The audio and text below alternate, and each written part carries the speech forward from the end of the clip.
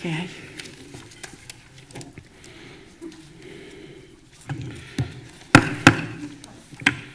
Don't worry. We're reconvening to open session. A report of the action taken. We voted 5-0 in approval of a special education settlement agreement. For case 2021-02 SE, we're going to have a roll call vote. I make a motion to approve case 2021-02 SE.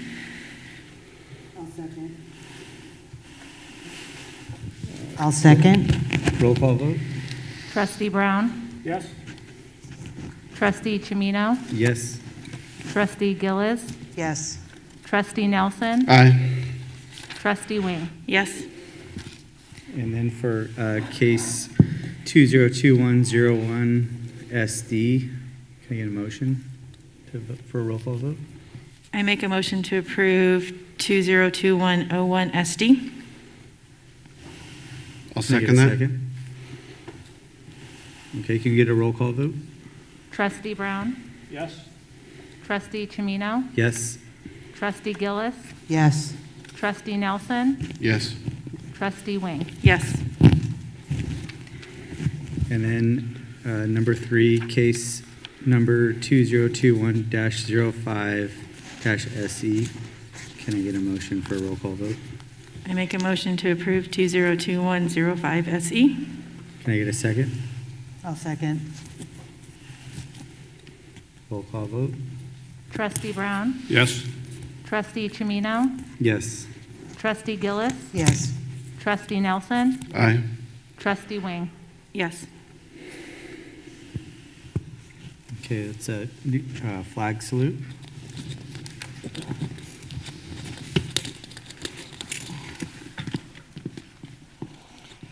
I pledge allegiance to the flag of the United States of America and to the republic for which it stands, one nation, under God, indivisible, with liberty and justice for all.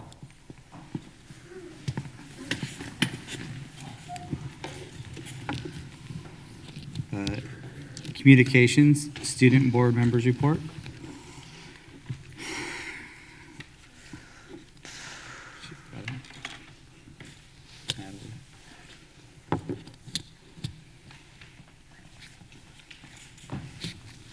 Good evening, everyone, and thank you for having me. Last month we had a week of finals that led into our winter break. We are so proud of our students and their effort in pushing through the first semester with the change of learning environment when compared to last year. After a restful break, our students came back to campus ready to start the new semester. On Friday, January 7th, we had the highest number of absences with 71 students out for one or more periods. Fortunately, each student was sent home with a rapid test on Friday the 14th, and we hope for the number of absences to continue to trend downward. In other news, our drama class and club have started rehearsing for their West Side Story performance scheduled, and we are so excited to be able to see all of their hard work on the stage. Our THS book club has been hosting a book drive open to all students. For the past week, they have been accepting books that they will donate to a local library, and we are looking forward to giving back to our community. A main focus for ASB in the next few weeks will be redefining tech high culture. After moving from SSU to a completely new campus, and then moving online, we haven't had time to truly work on our culture and climate throughout the student body. We are looking forward to planning events that bring our students together safely. Along with this goal, as ASB, we're implementing random acts of kindness for the month of February with events like Kindness Dares, Valentine's Spirit Day, and so much more.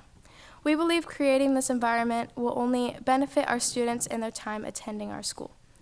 We are still working on putting together a ribbon week, and we hope to implement this event in the upcoming months. With the safety and concern of our students in mind, we have decided to postpone our winter dance and rally to a later date. That is it for this month's report. Thank you for your time. Thank you, Natalie. Caitlin?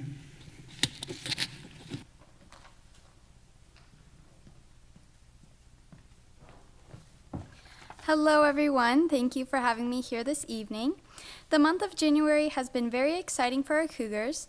As the new year has begun, we also started our new semester of classes today. Finals were last week, and we are off to a great start to the new semester. We have a whole new schedule with new classes and subjects to learn as of now.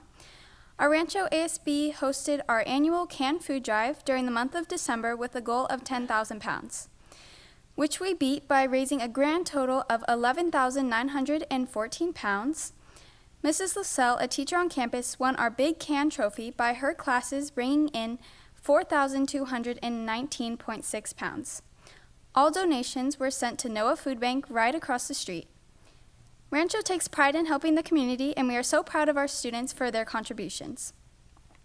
Today was also our first day of step-up tours. Student leaders on campus led middle school students on a tour around campus and showed the upcoming high schoolers what Rancho has to offer.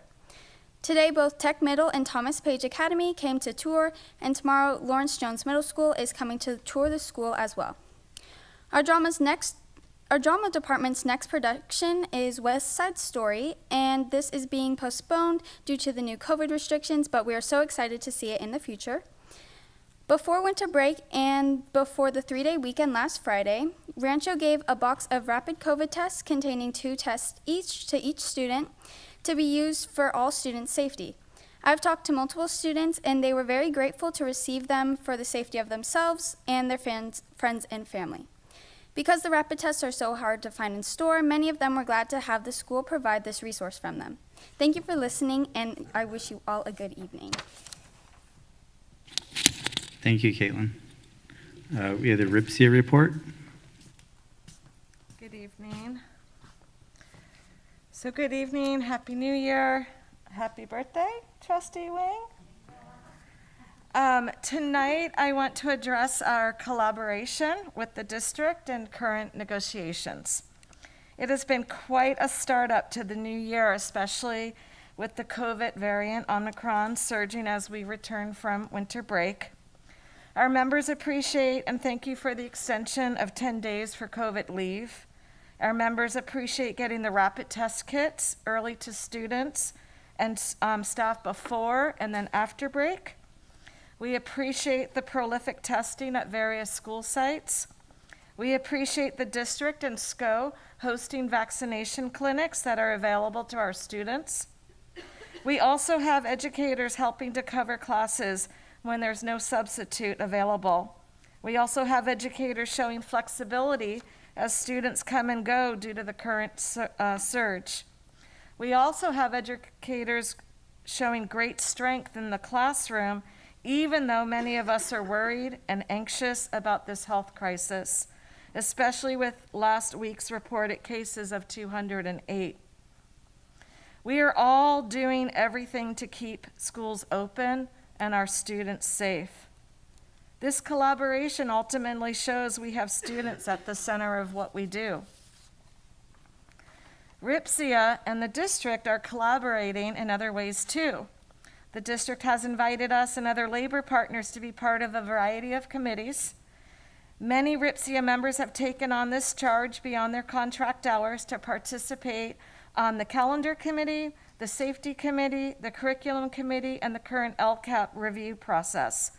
This kind of collaboration will continue because we have students at the center of what we do. This year's MOU negotiations is another example of productive collaboration. We have worked well together to address both the needs of the district and educators regarding the district-wide return to school during the COVID pandemic, MOU, site-based MOUs like Virtual Academy, 4x4 schedules, and just recently the ESY and summer school MOU. Why? Because students are at the center of what we do. So here is my question for the board members, and I ask this with the utmost respect. Why did you run for public office for the district school board? I assume it was because you had or have a child or a grandchild that attends schools in this fine district.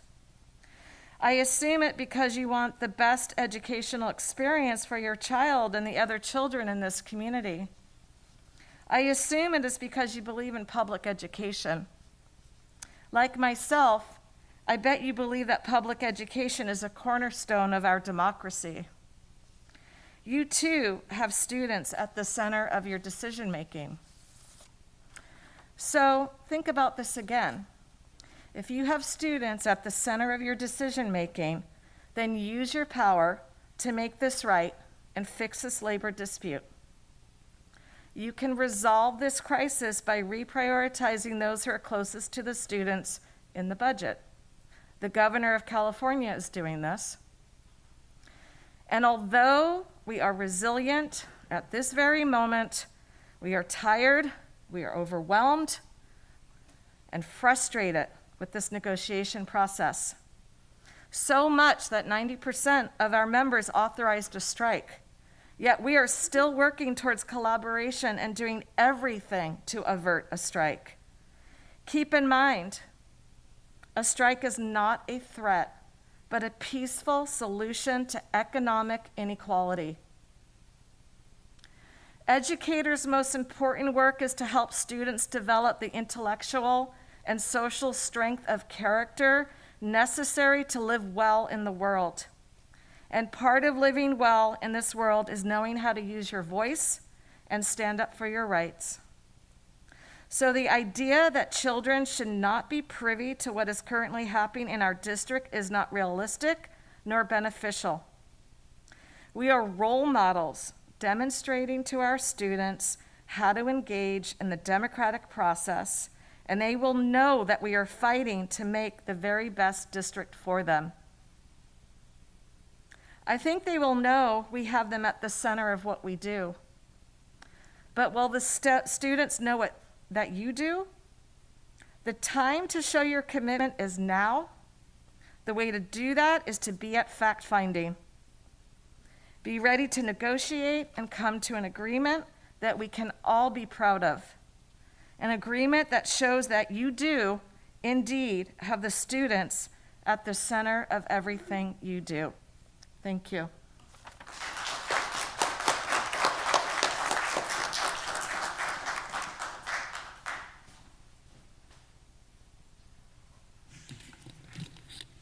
Receipt of official correspondence.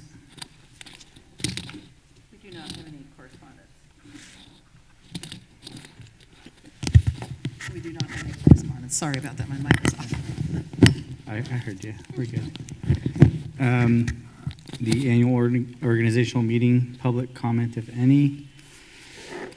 I'm going to read our public comment script. Please note the meeting is recorded and live streamed at www.crpusd.org. Members of the public are entitled to speak to any item on the agenda, either immediately after the item is called by the board president or following background information provided related to the item. Each person is entitled to speak on any agenda item only once at any meeting.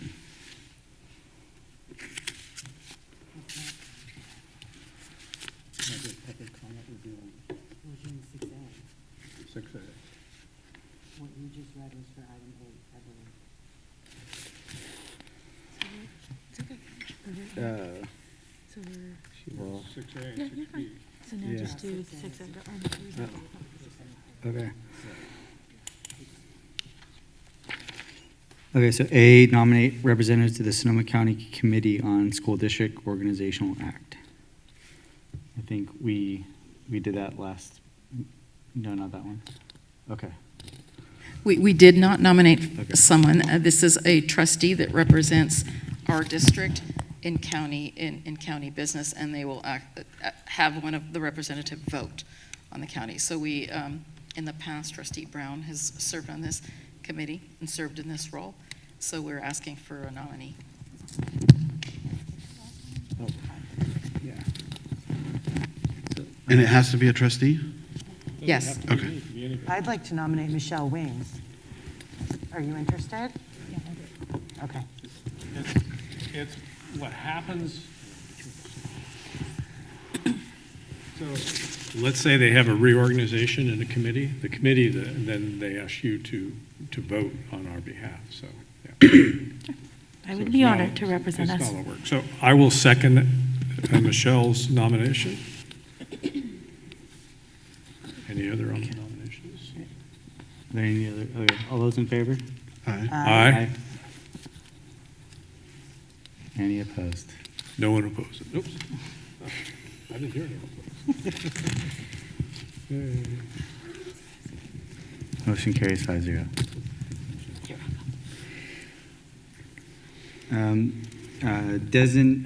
Designation of representatives to the district committees.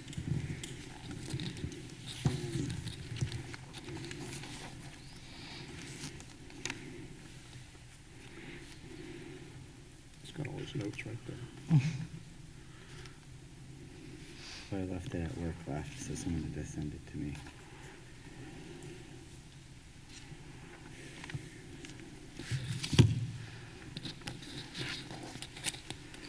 For the budget committee, I propose it'll be me and Carissa with a backup of Michelle Wing. For facilities, Carissa Gillies and Lef Brown for the backup of me.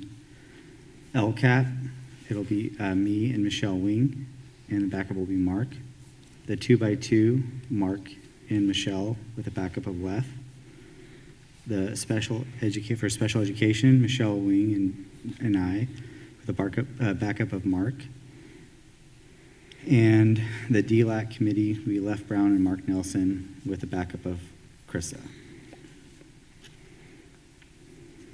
And I believe we will vote on that. So can I get a motion to approve those committees? I make a I don't know that we have to vote. As president, Yeah. we have to vote? We haven't voted in Yes, the we past. learned that we have to officially vote. This is something Okay. we learned. All right. New stuff. I make a motion to approve the committee appointments as presented. Can I get a second? I'll second. All those in favor? Aye. Opposed? Motion carries. And then approval of Lcap committee to absorb wellness committee for 2022 school year. Yes, staff would like to recommend that we merge these committees for this year only. We'll revisit it next year because a lot of the social emotional wellness and the wellness committee topics are being considered and discussed in LCAP. So for this year, we'd like to merge those. And this is what we need an approval on. Can I get a motion to approve the LCAP committee absorbing the wellness committee? I'll make a motion to approve item 6B1, approval of LCAP committee to absorb wellness committee for 21-22 school year. Can I get a second? I'll second that. Are there any, all those in favor? Aye. Motion passes.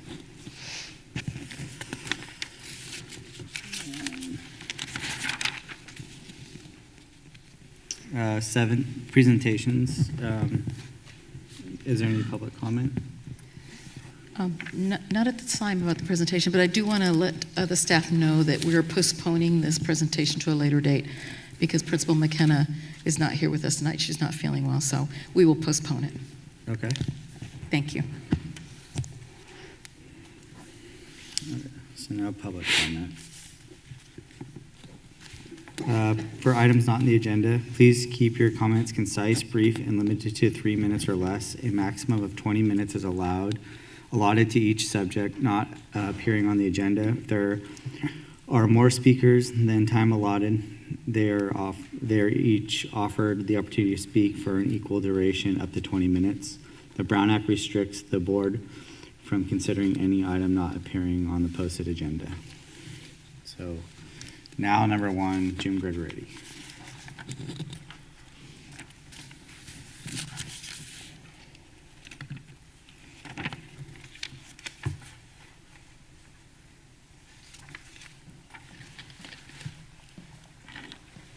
Good evening. My name is Jim Gregoretti, and I'm reading this on behalf of my partner teacher, Rebecca Cronin, who would have been here tonight, but she's recovering from COVID. So here we go. This is an abbreviated version, but I'm trying to keep it as concise as possible. Not being able to provide for my family in a way which I would like to is a harsh reality, That is in some ways embarrassing, but as my employer, you have to understand your part in this. So here is what I'm asking.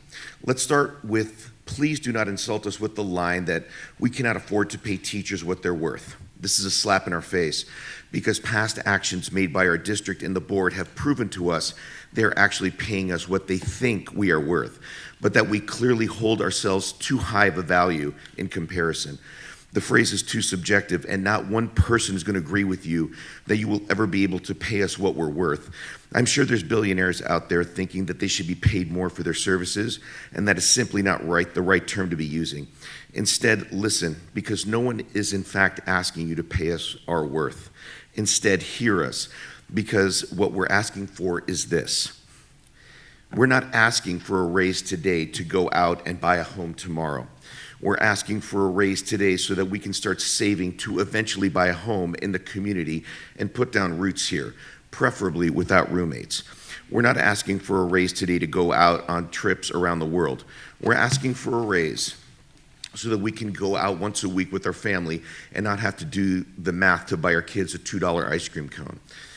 We're not asking for a raise because we want to be able to shop whenever we want. We're asking for a raise so that we don't have to borrow money from our families or work second jobs to pay the basic necessities every month. We're not asking for a raise today for us. We're asking for a raise so that the next time a member of this district finds out that they're expecting a new addition to their family, their first thoughts can be excitement, not knowing how they can do this, but they can afford to continue living and working in this district because they support us. We're not asking for a raise today to be difficult. We are asking for a raise, begging you to see the situations this district has put us in. We're asking for a raise so that we can continue to be a part of this community that we love and work with the students that we cherish in our hearts. At the end of the day, it's quite simple. If we cannot afford the basics, if we cannot afford to have a family, and we cannot afford to live and breathe, then you have put us in a situation where we have no choice but to leave and to find a job where we can start enjoying life again, whether that be in a different district that values their teachers more than other professions, or perhaps another profession altogether. That will be on you. You have made it clear that we're asking for a raise for reasons that hold a deeper value than money itself. We are simply asking that you now hear us. All we want is to make a wage in which we can afford to settle down and continue to be an essential part of this community. Thank you very much.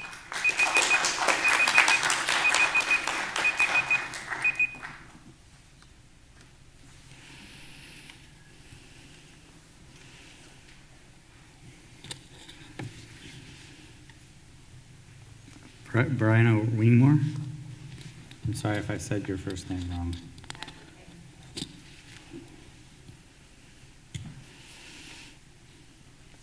You're doing okay. You're doing fine. Here, oh God. Go that way now. Here.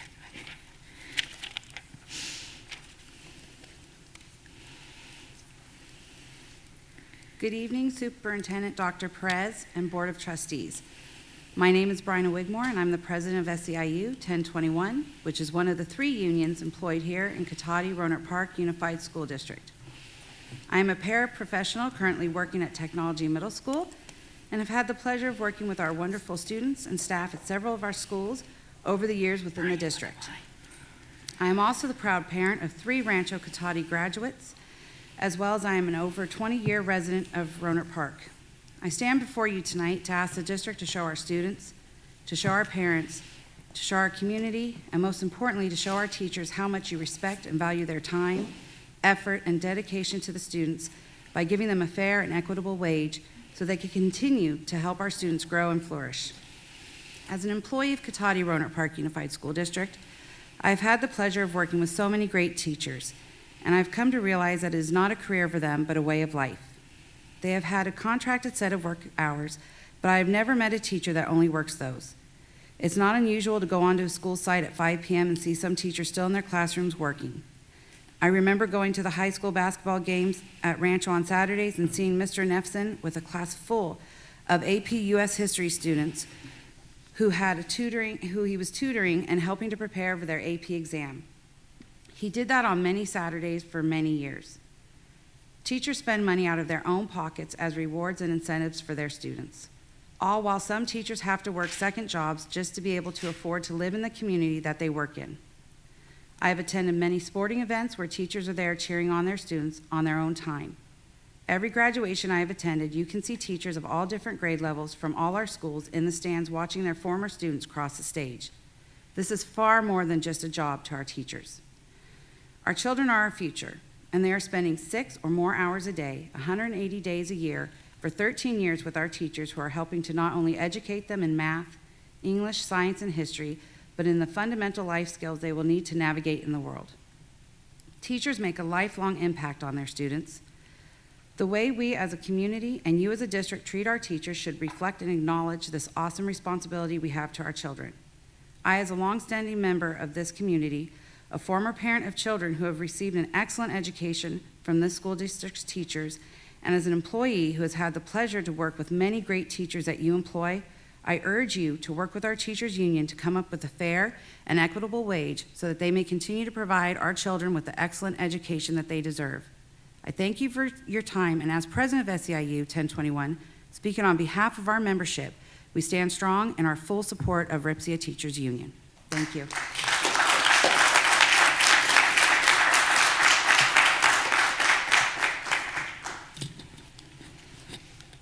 Sierra McCrary.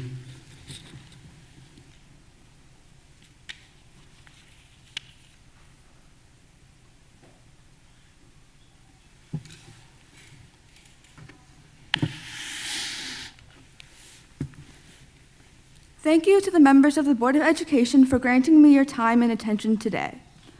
The tenet that the Cotati-Rohnert Park Unified School District so proudly bears is learning for a lifetime, committed to the future. Clearly, you value students immensely and want to put their education first. Well, I am a student, and I am speaking today because I want to put my education first, too. My name is Sierra McCreary. I am a junior at Technology High School, and I've been enrolled in this school district the majority of my life. I know that the work you do in this district is important and complex, and I know that breaching the topic of teacher wages is difficult, but believe me when I say that it is more than worth your time to find the right answer. While I have your attention, I am not going to read to you the same statistics you have undoubtedly heard, although I could, because my teachers have taught me to dig deeper on issues I care about. I am not going to tell you how to do your jobs, although I could, because I trust that my judgment and perspective will change as I learn from others, because these teachers have cultivated and encouraged my growth. I am not going to sit idly by while those who made me who I am go overlooked, although I could. Here's what I will do instead. I will stand in support of these people, because I owe all of who I am to the teachers, librarians, nurses, counselors, and office staff that have helped raise me since I was a kid. They have dedicated their time, effort, and careful attention to me and my classmates, working far more than just the hours spent in the classroom. My teachers who commit themselves wholeheartedly to our education should not have to work 2 jobs to make ends meet. Because of their constant kindness and consideration to the work they do, they have inspired me to become a teacher too. But why should I bother doing what I love if I will be more justly compensated in a different field? This is for Ms. Sean Carney, who taught me what it means to be true to yourself, and for Mrs. Shauna Whitestein, who taught me that kindness comes in many forms, though neither of them teach within this district anymore. They had better offers elsewhere. This is for the ones that are still around, like Mr. Tim Cachot, who taught me that hard work and care leads to creativity, and Miss Emily King, who taught me that changing your approach to a problem often results in a better outcome. And this is for all the unnamed and unsung heroes in our school district who teach an infinite amount of lessons to us all. Please don't let them slip away too. My teachers have put in so much work and asked little from me in return. Nobody asked for me to be here, but I am asking for this. Our teachers deserve better. I know you can do better because I have been given a great education and great opportunities while within this district. I know that we all want what is best for our teachers, our district, and our students. I know that when I walk into class, I'm investing my time into something that will shape me for the rest of my life. My teachers ask for me to bring my best every day, and they bring theirs. Will you please bring yours? Thank you.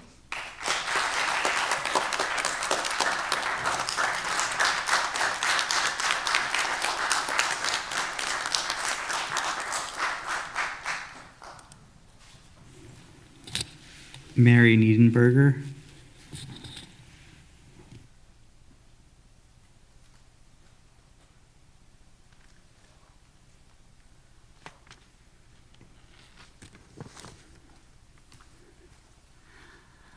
Good evening. My name is Mary Niederberger, and I am an educational specialist at Technology Middle School. I teach a mod severe special day class, and my students are literally the light of my life. I have been employed by CRP-USD for 7 years. 3 things before I begin. I know I said my last name, but I always give both my colleagues and my students, for that matter, a super hard time when they address me this way. Really, I go by Miss Mary.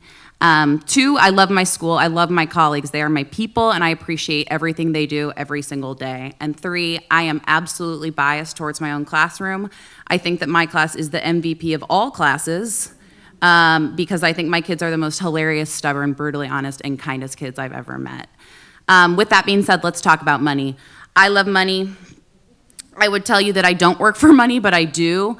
I love my colleagues, but I still work for a paycheck, and I love my students even more than I love my colleagues, and I still work for a paycheck.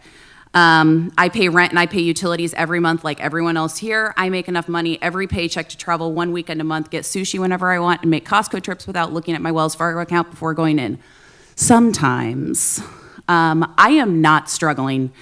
I don't think I make as much money as I should, but I am not struggling to make ends meet. And that's the reason I'm speaking tonight, for those that are struggling, for those that have to watch their kids tonight, and for those that are probably still at work planning lessons for tomorrow, for those colleagues that aren't tenured and don't feel like they have a place at this podium. One of my colleagues, Joaquin Bernal, spoke to KBBF 89.1 for an interview last week, and I shared it on my personal social media platform, where lo and behold, my mom saw it. She called me and told me she was going to listen to it, and long story short, she did. And we had a conversation about it, and she said a few things to me that stuck out. Wow, Mary, this really seems like it could hurt a lot of people. You might be okay with savings, but other people might not be. And I had no idea you were getting paid lower than surrounding districts. That's ridiculous. You're not going to strike, are you? What about your students? Now, I single-handedly blame Joaquin for the following conversation with my mom. However, that is why I felt like it was so important for me to speak tonight, because although I'm not struggling, my colleagues are. There are people that I work with that are struggling to make ends meet, and I'm going to bat for my people because they are the hardest working people that I know. And you know what? My mom's right. I do have a partner, and I have a savings account, and this might not impact me as it does other people. And I told her that this kind of collective action would have an impact on my classroom and my students. But you know what literally sucks the morale out of me as I drink my coffee in the morning? Is knowing that I could leave everything I have worked for in this district and go work as a substitute in Santa Rosa and make more money per day than what I would make as a first-year, fully credentialed teacher in Rohnert Park. So why don't we all just let that sink in while we're drinking our wine tonight, because that's a pretty brutal statistic. And to end on a more upbeat note, happy Tuesday. And to all of my TMS people watching the live stream on YouTube, which I bet is none of them, see you tomorrow at work.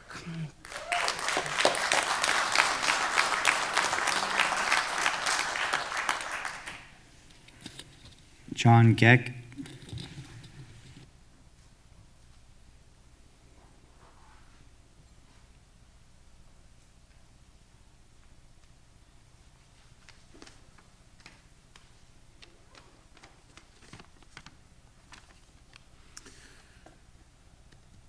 Hello, everyone. Staff, students, members of the board, and the community. Thank you for your time. My name is John Geck, and I am speaking to you tonight as Chapter President of the California School Employees Association, Chapter 645. Many of you do not know who I am, but you know the work my members do.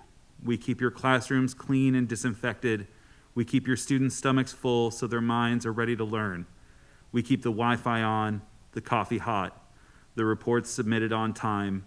We dispense your children's medicine, patch up their skinned knees, and keep them safe from harm. In short, we are the wheels on the Magic School Bus. I am here tonight speaking not just for myself, but for each and every voice that my members raise in defense of our children and our community. I am here to give my support to and voice my solidarity with the teachers putting their lives and livelihood on the line every day in this pandemic to make sure our children not only get the education they need, but the safety and the stability they deserve. Over these past brutal school years, we have seen unprecedented and undreamt of changes, and our teachers, as well as my members and the members of SEIU, have adapted, absorbed, and overcome every challenge thrown at us because we know that our children depend on us and often they have nowhere else to turn to. Every day I see the empathy, passion, and good nature that our friends and coworkers in Ripsa give to this school district. And it is time for the district to recognize that and to come to an agreement with Ripsa that honors and values the sacrifices our teachers make every day. The governor has seen fit to increase education budgets to unprecedented levels in the coming year, and yet many or most of our teachers need to hold down second jobs just to make ends meet. Some sources estimate the cost of living in Sonoma County at as much as 40% higher than the national average, while our average teacher salary lags woefully behind. The short-sightedness of a budget that does not have a plan in place to increase teacher pay and benefits to keep pace with the rising cost of living in this city is a failure that threatens the very future of our children. I am a husband to an educator and a parent to a child who I hope to one day soon enroll in our schools. It may sound a little corny, but I love this town, as I know our teachers love their students. I am asking the district to give their staff the opportunity to stay here and build a life and make a difference. And to my Ripsa and SEIU friends and coworkers, I want you to know that CSEA stands with you. Thank you for your time.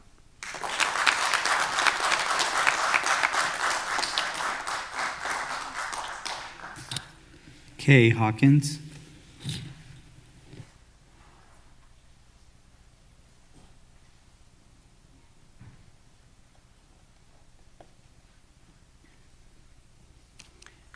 Good evening. My name is Kay Hawkins, and I teach English and History at LJMS. This is my 35th year of teaching in Cotati-Roanoke Park School District. You heard that right, 35 years. There's only one other teacher who's 1 year ahead of me. I'm number 2 on the seniority list. So you can imagine that I've seen my share of ups and downs in this district. For the past 4 months, I've sat here in my red shirt at the board meetings, listening to my teaching colleagues express to you their need for fair wages. I've heard reports of teachers needing to have additional jobs, married couples just starting out needing to have roommates, and even about a teacher making hard decisions about providing food for her children's lunches. These have surprised and saddened me, so I decided I could stay quiet no longer, and I come to you this evening to speak to you, reiterating our need for a fair wage increase and for a multiple-year contract. I pose for you some questions. Have you been to the grocery store lately or gotten food from a restaurant or paid your energy bill? I'm sure that you, like me, have experienced severe sticker shock over the past few months. The New York Times published an article just last week reporting that inflation climbed to its highest level in 40 years at the end of 2021. The Consumer Price Index climbed 7% last year, which is the highest increase since 1982, even before I started teaching, and some of you were probably born. Your teachers should not be struggling to make ends meet. Another question, why are increases in revenue not passed on to your unit members? The education budget has increased. We've received federal stimulus funds. Property values continue to increase. We also should always get a fair disbursement of COLA. Another question, why have there been so many new positions created over the past 2 years at the district level? These additional positions are costly and excessive, and the funds spent on administrative salaries in particular are disproportionate when compared to other school districts in our county. I spoke with a college classmate recently who stayed in Southern California to pursue her teaching career while I returned to beautiful Sonoma County after college. We've had virtually the same career for the same length of time, but in different parts of the state. Her current base salary is $26,000 a year more than mine. Even those of us at the highest step and column are working until we've reached a salary that will enable us to retire with a pension to cover us for the rest of our lives. We too feel the inequities that exist in our district when compared to others. Whatever stage of our career we're in, we deserve a fair and living wage, and we deserve a multiple-year contract. For years, we asked you to plan for us, and that didn't happen. My final question is this, and I respectfully ask it.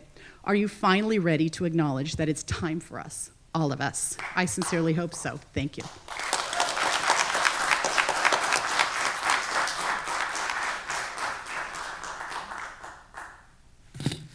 Cal Nelson.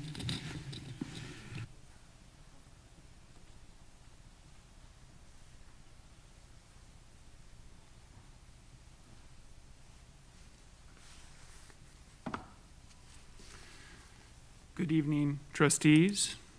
My name is Cal Nelson. I've been a teacher in this district for 26 years.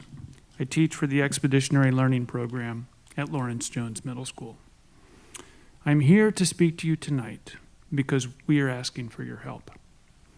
Teachers understand when they enter this profession of public service that we will make a financial sacrifice to do meaningful work that we can believe in.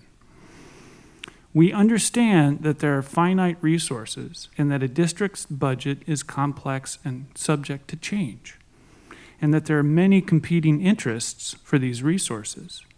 What we don't understand is why passing on cost of living adjustments to teachers in an area with such high costs is not a priority for this district. You should know by now, you do, that many of your teachers have second or third jobs. You know by now that most of your teachers are under financial stress. Excuse me. The most important thing we do as educators is to build personal relationships with our students. As teachers, we understand that if students do not feel comfortable in our classroom, if they do not feel supported in a safe, fair environment, then they are not able to do their best. They do not learn. This principle applies to us as well. Taking care of your teachers helps us take care of our students. This daily interaction between teachers and students is the end result of all the resources, the considerable resources this district, given to this district. It simply is the most important thing that happens here. Facilitating this interaction is the best use of resources to educate students. Reducing the stresses placed upon teachers is a direct investment in the children of this community.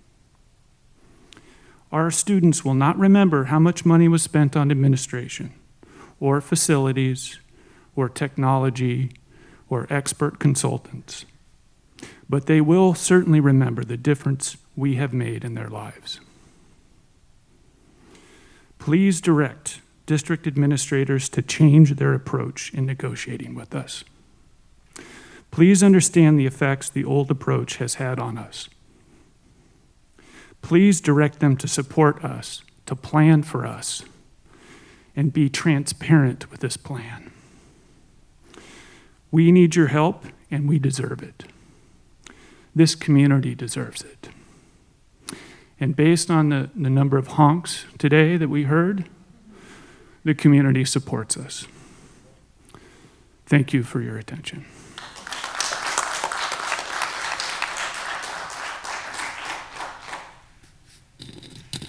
Kenzie Ewens Johnson.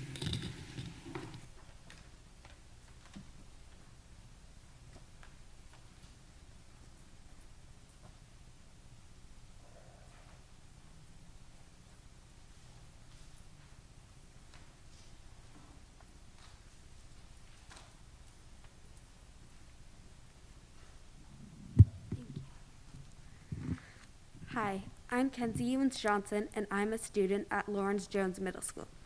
I would like to talk to you about my amazing teachers. Every teacher I've seen is going above and beyond. They are working during their lunchtime and breaks. On top of that, they work at home to prepare for the next day.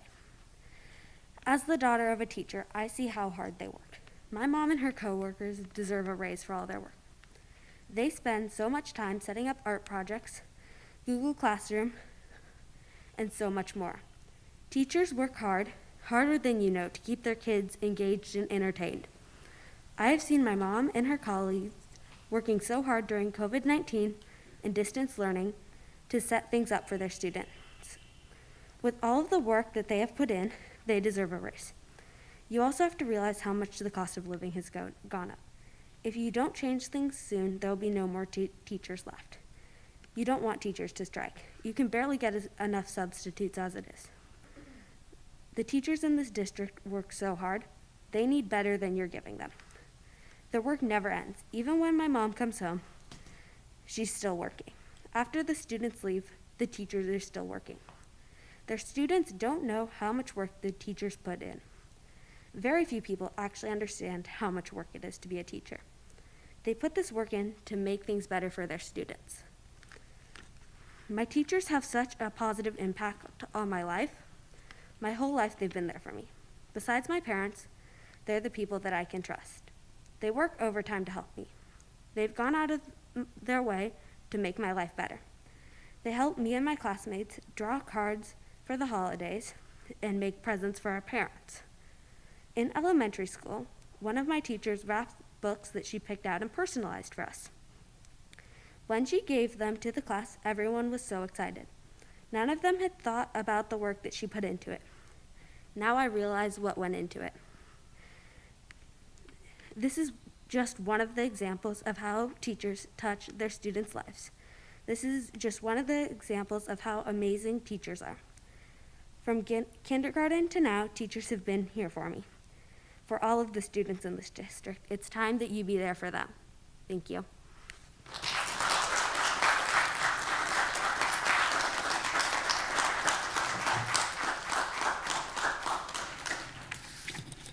Chris Steffens.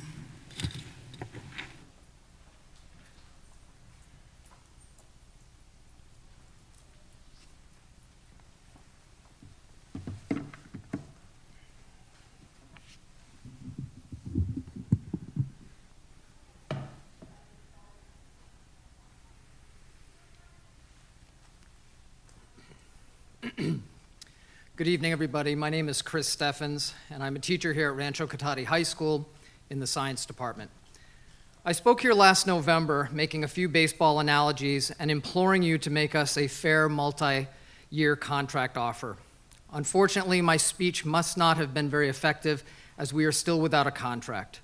So to that end, my fellow teachers and I have prepared some picket signs for the inevitable strike that appears to be looming in the near future. Board members, I'd really love your feedback on these signs. And audience, I'd love your feedback as well, too, if you don't mind turning around for a few minutes. Let's take a look at them. This one says, "Ugh, where do I even start?" You may have heard the honking that's been going on throughout the board meeting, the classic honk for teachers.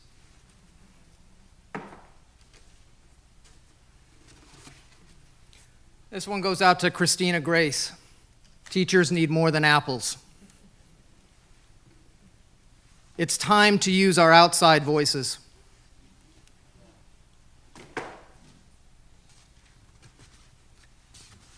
More than praise, teachers need a raise.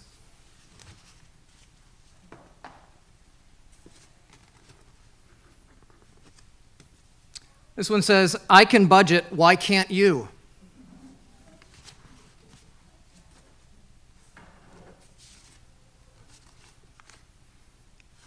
For you movie fans out there, this one says, "This would never happen at Hogwarts."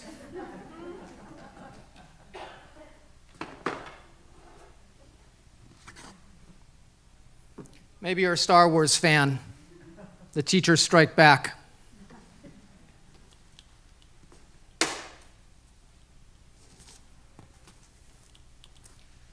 This one's clever. "I've seen smarter boards at Home Depot." And if you understand what a double entendre is, you should thank a teacher. And lastly, I think we could put this one under the marquee. "Sorry, we're closed due to poor leadership." Let me be clear. In closing, a strike is the last thing that teachers want. We want to be in our classrooms. We want to be teaching the students in our community. But your silence around settling the contract has been deafening. And it is clear that you are not interested in making us a fair and reasonable multi-year offer. But if, after all of this, you are still having a hard time recognizing the signs, please know that we are organized, we are fired up, and we are ready. Thank you and good evening.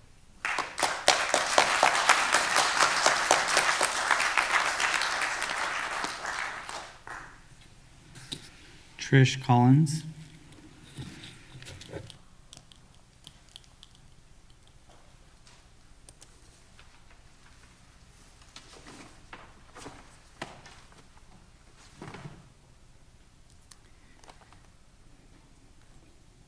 My name is Trish Collins, and I have a 5th grader, a 2nd grader, and a kindergartner at Evergreen Elementary. I didn't realize when we moved to Rohnert Park 8 years ago how much I would end up loving our local school. I love the teachers there, and the administration has always been wonderful. I'm very involved with my children's education, so I know just about every teacher there, which has been great until now, when it has become apparent to me that the past and current superintendent and board care so little about our teachers that the teachers have to fight this hard for a living wage and are continually disrespected when you don't come to the table prepared and ready to bargain. And that makes me embarrassed because I feel a little bit of responsibility for that as a community member. And I feel, and if I feel embarrassed, I don't know how you all are looking these teachers in their eyes every day. This isn't a recent problem either. This is a problem year after year. And what I can't get over is that you are all in education. So you see the problems when CEOs or superintendents get a raise on an already inflated salary and the people doing the work get pennies. I expect more and better from you.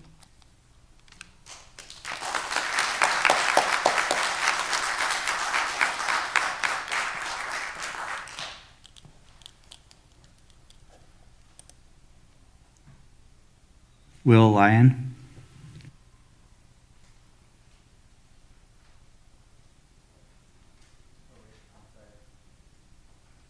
I think I skipped Kim Stainer. Okay. I apologize.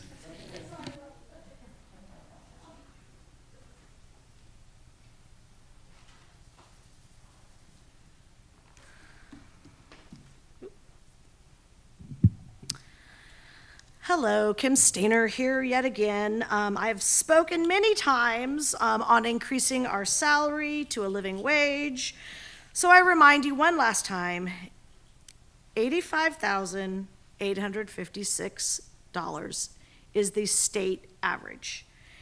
There's no justification for our salary being over $17,000 less than that. I'm actually here with a slightly different topic that is, of course, related to all of this. We know we need to pay our teachers a living wage so that they can afford to live here. We train young teachers, and many have had to leave in order to live.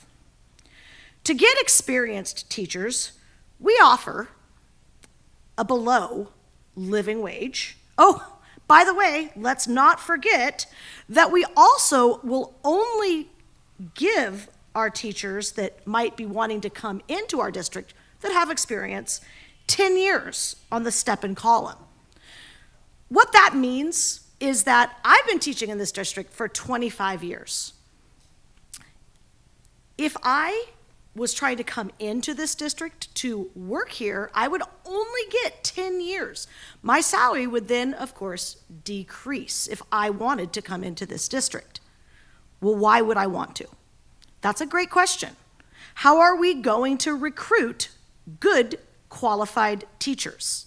Well, we're not, unless we change our current course. You know we need to provide a living wage. That's a given. But what we also really need to look at is that step and column. I could leave and go to Santa Rosa, qualified teacher that loves what she does and is very, very good at it. I can leave. And I will make more money, and it's a shorter drive from my house. That's not what you want. That's not what I want. I don't want the kids in this district to suffer because we can't keep good teachers. So while we're looking at that living wage, let's also look at that salary schedule as well. Teachers coming into this district are capped at 10 years of experience. That means that they start at step 11 in the salary schedule. Meanwhile, teachers at SCO, Santa Rosa, Gravenstein, Healdsburg, Old Adobe, Sonoma Valley, Wilmar, and Windsor are not capped at all. That's why I can take my 25 years and go just a little bit up the road there. But I'm not going to do that because I love my kids and I love my district. But I will request that you consider that. You consider how are we going to keep good qualified teachers here. Thank you.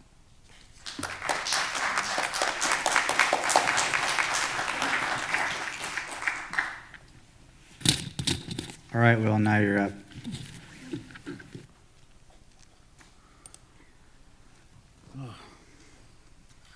Good evening, members of the school board and members of the community. My name is Will Lyon. I'm an English teacher at Santa Rosa High School. For the previous 4 school years, I was the president of Santa Rosa Teachers Association. And I'm here tonight to make what seems to me like a really simple request, which is pay the teachers. I think it's an easy choice. If you look at a New Year's resolution, there's one side of something's wrong, I got to fix it, and there's the other side where you have an opportunity to make something better.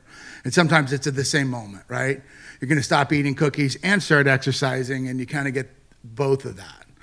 I kind of like to take the abundance model here and point out that by taking care of your teachers right now, it's a little too late, to be honest, for perfect timing. But if you jump in right now with an outsized, not the least amount you think they'll take, but the most amount you can afford, to demonstrate to them, which I almost positive is in your heart, which is they're the core of this whole thing. You can't have schools without teachers. Everybody knows that. Nobody gets on a school board because they hate teachers and students, right? Every single one of you wants what's best for your students and your staff and your communities. That's not under the question.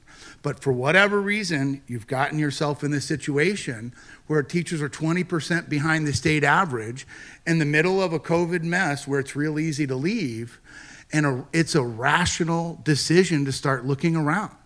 And as was just pointed out, the veterans can look around. The veterans can't come here, but the veterans can leave here. And the people that are here talking about it, it's because they love it here. They love their kids and they love their community and they don't want to be anywhere else, and they'll give up yoga on a Tuesday night and come and ask you to treat them right. But the people that are leaving, they just go. And you don't get to know why. That wasn't as positive as I'd hope it would be. Give me another shot at this.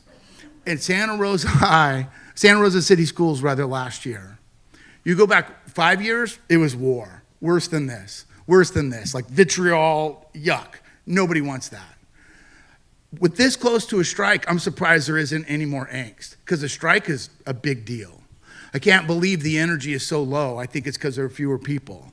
But I think you can hear the passion about that. We were every bit as passionate a couple years ago, and we narrowly avoided a strike, and we got a deal that everybody was saying, we'll take it. We don't love it, but we'd rather do that than a strike. And then 2 years later, we got a 3-year deal. We never put on a red shirt once. It took every bit of those 2 years to build that relationship and that trust and to do relationship repair. I'm suggesting it's time for that relationship building and relationship repair. Be brave. Give them as much as you possibly can and work it out later. I promise you'll be rewarded for your efforts. These teachers are worth it. Your schools are worth it. Your kids are worth it. It takes courage. I believe it. I know it takes courage. It takes courage to say no, too. So I'm hoping you'll get to yes. Thank you for listening to me about it.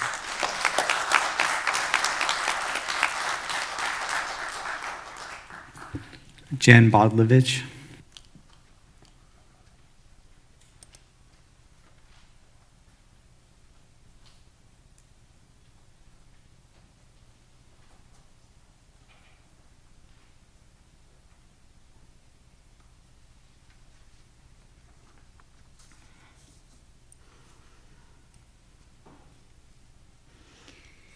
Good evening, school board trustees, Superintendent Perez, and district officials. Hello, everyone. I am Jen Bodlovich and teach 5th grade at Evergreen Elementary. The time is here, and fact-finding is this Thursday. In honor of yesterday's Martin Luther King Jr. Day, I'd like to open with one of his thoughtful, inspiring quotes.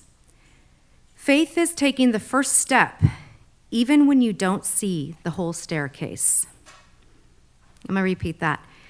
Faith is taking the first step, even when you don't see the whole staircase. I've written down a couple phrases I've been hearing from speeches which tap into that. Change the current course, a new approach. It takes courage. I want to talk tonight about the bigger picture here with negotiations, the status quo. I was thinking over the weekend how for several years we have been in this perpetual state of a spinning wheel with negotiations. And each year, unfortunately, is continuing to look the same, where we are not following standard negotiation timeframes.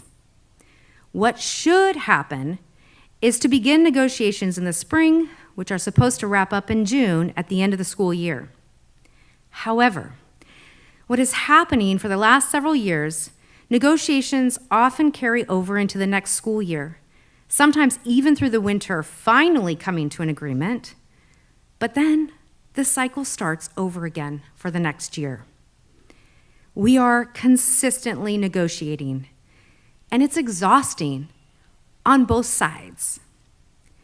And you may have guessed, money is always a part. This current practice is not normal, isn't getting better, and not good for either of us. It takes more time, energy, and money. But yet, it's the status quo. So, again, this is not the proper practice, and something radical has to change. What Ripsa is proposing in negotiations are actually solutions to this status quo.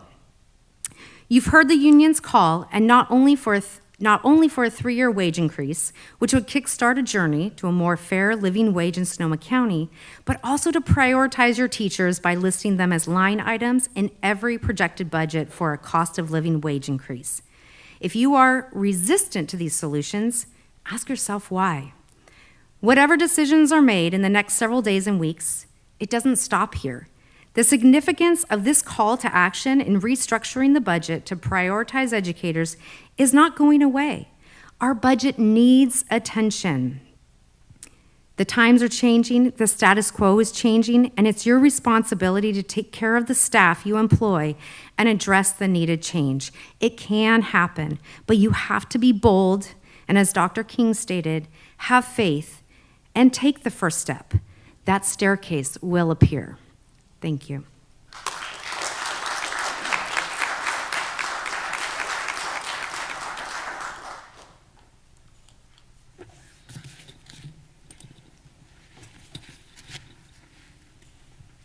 We did provide public comment through an online comment cards we did like we were in virtual meetings. So Mr. Schoeman, Rocky Schoeman, will be coming up and reading those comments. We have two comments that he will be sharing for us.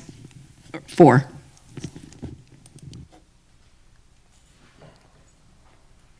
So, excuse me, Myra, are we not adhering to the 20 minutes per subject? Did we agree to go over that? Well, we're well over the 20 minutes. Okay. So I don't know. I would just like to if you'd like to keep to that conclude those. after we tell people that's what we're going to do next time. We should stick to Okay. that. Am I good to go? All right, my name is Rocky Schumann, and I have 4 comments that were submitted to the school district. This one is from Shelby. As a kid, I went to Monte Vista, Creekside, and graduated from Rancho. I always dreamed of being a teacher in CRPUSD because I wanted to give back to my community. I have been a teacher in CRPUSD for the last 4 years. I have loved my students and schools. I, like many other beginning teachers, have had to scrape on my beginning teacher salary. It is heartbreaking that I have to work several other jobs in order to live in the community that I teach in. It has come to the point where I now have to decide if I need to leave teaching because it is too expensive to live in our community. The teachers are the heart and soul of our schools. We have always gone above and beyond our job description, even more so in the last 2 years. Please give our teachers a fair and livable wage. We cannot continue this profession without it, and our community cannot afford to lose its teachers. This comment is from Michael McCaffrey. I moved to Rohnert Park in 1988, and I have lived at 18 Frederick since then. I left my job with Sprint that year and started in Sonoma State's teacher credential program. I taught in Vallejo, then Frisco, then Windsor Unified. I support our teachers with all my heart and strength. No one mocks a teacher's role or importance. Yet here in Rohnert Park, our teachers are having to ask if they could have a starting salary to equal what I was being paid in 1988. Isn't that sad? As a representative of our HOA board at Mountain Shadows Square, I appreciate the interactions experienced with City Hall and the integrity of all the council, and the integrity of all from the council to the city manager and down, and those who work with them. Yet, as a community, we need to do much more for our teachers and are asking you to make that happen. For administrators, the argument is sometimes made that high salaries are needed for our district to have a competitive edge in attracting the best people. Should not a comparable argument be made for our teachers? We trust them with our children and grandchildren and say good things about them, yet if Barbara and I were to buy our house today, we would have to spend 5 times as much to buy 18 Frederick. Teachers' salaries have not kept up with either inflation's impact or professional salaries. Please recognize the validity of our teachers' proposed contract and then exceed all the requests. Teachers are so wonderful. At-home COVID classes have reinforced all that teachers do. Yes, they are amazing, and concrete and measurable items in a new contract would bring pleasant praise to concrete action. Thank you for your service to our community. This comment is from Mandy Hilliard. Hello, my name is Mandy Hilliard, and I teach kindergarten at Evergreen Elementary School. This is my 18th year teaching in this district. I am not only a teacher, but also the mom of 2 CRP USD students. I attended school in this district, K-12. You could say I'm a CRP USD lifer. I consider the district to be my home, and my colleagues are my family.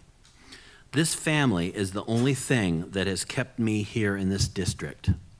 In fact, after one of my several layoffs that I received from this district, I took a leave of absence and worked in a neighboring district for 3 years. I had to make a decision to either resign from CRPUSD or come back. I chose to come back because this is where my heart is. I was hoping this would be my forever home. Unfortunately, I'm beginning to feel unwanted in this district. If the district is unwilling to pay me a living wage so that I can afford to live where I teach, then I would have to assume they don't value me as much as I value them. Stop telling us how much you appreciate us, and stop thanking us for our hard work if you aren't willing to back that up with the actions to prove it. And this last comment is by Susie Murray. Seasoned teachers deserve to be paid for the commitment they make to our kids.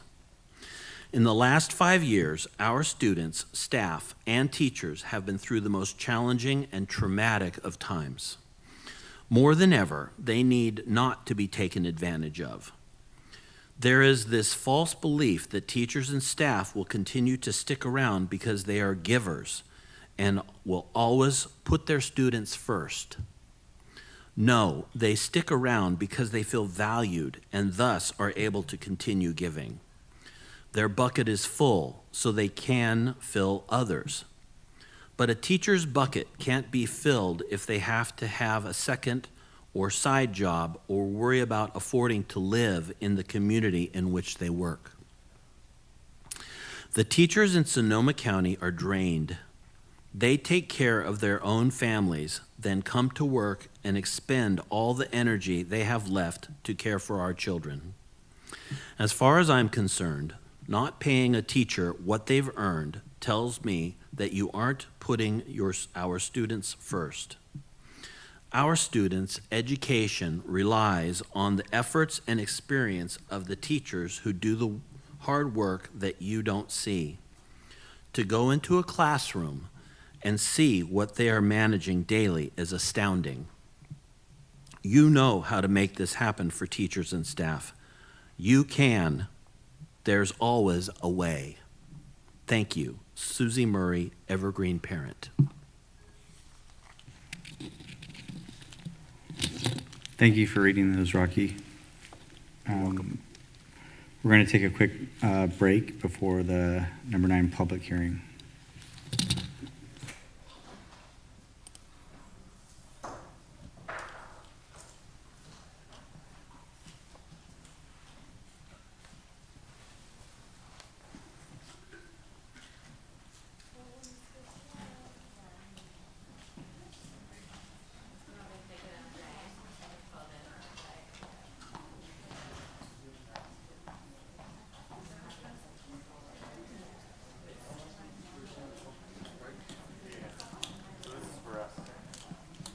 Be in the waiting room already. Hi.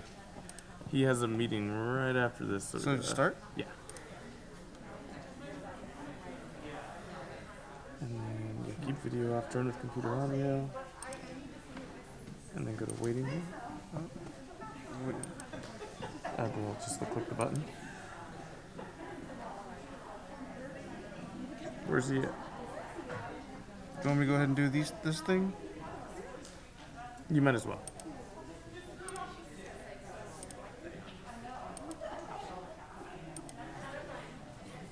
Meeting is ready for you. He's in right there. Oh, okay, perfect. Click on his name. Admit. And then go, what was the other thing here? Yeah. Sorry, good? Yeah, you're good. Brandon, can you hear us?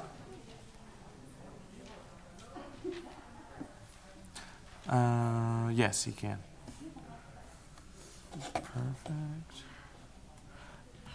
We muted the computer, remember? Oh, yeah. Can you hear us okay, Brandon? Yes, I can. Perfect. Would you mind just giving us a quick test in the volume that you'll be speaking? Sure. Hello, everyone. This is my test voice. Perfect. And then, bear with us just a moment here. And then, oh, sorry, I'm in Massachusetts. All right, Brandon, so they just took a quick break for us to set this up. Let me just wrangle the troops and we'll be good to go. Sounds good, thank you. Perfect.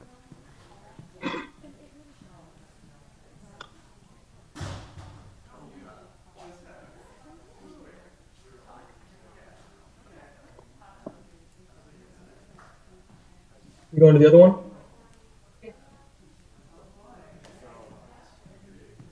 We're just going to mute the computer while we're waiting. So it's this button here. Brandon can hear us, but we can't hear anything. While we get everybody to go. Get everybody ready. So as soon as they all come back, you're going to put the line and tell him he's live because he can't see the board. I'm going to do what? That he's live. Oh, okay. And then I'm going to put his face on the screen. Okay.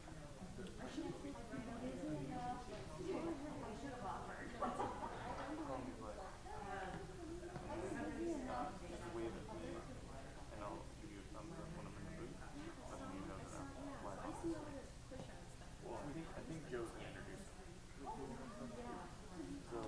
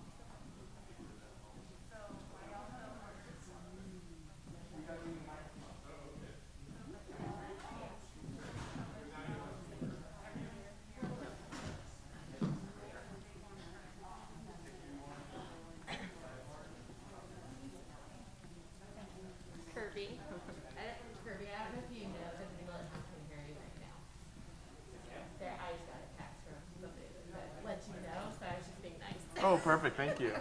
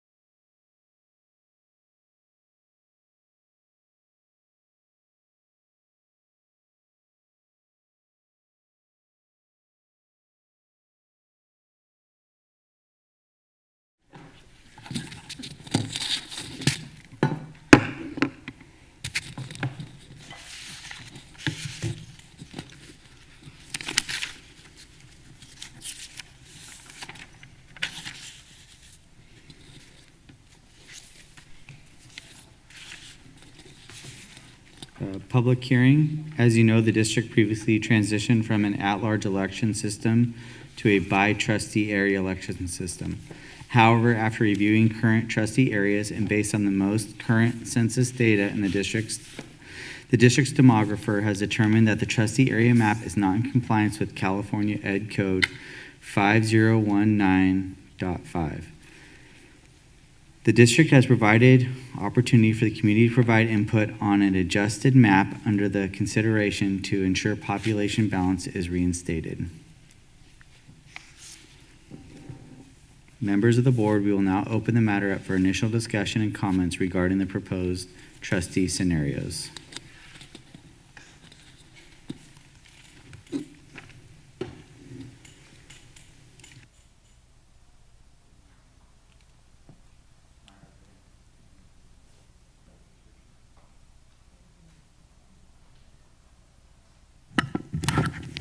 At this time, we don't have public comment on the district's trustee area maps.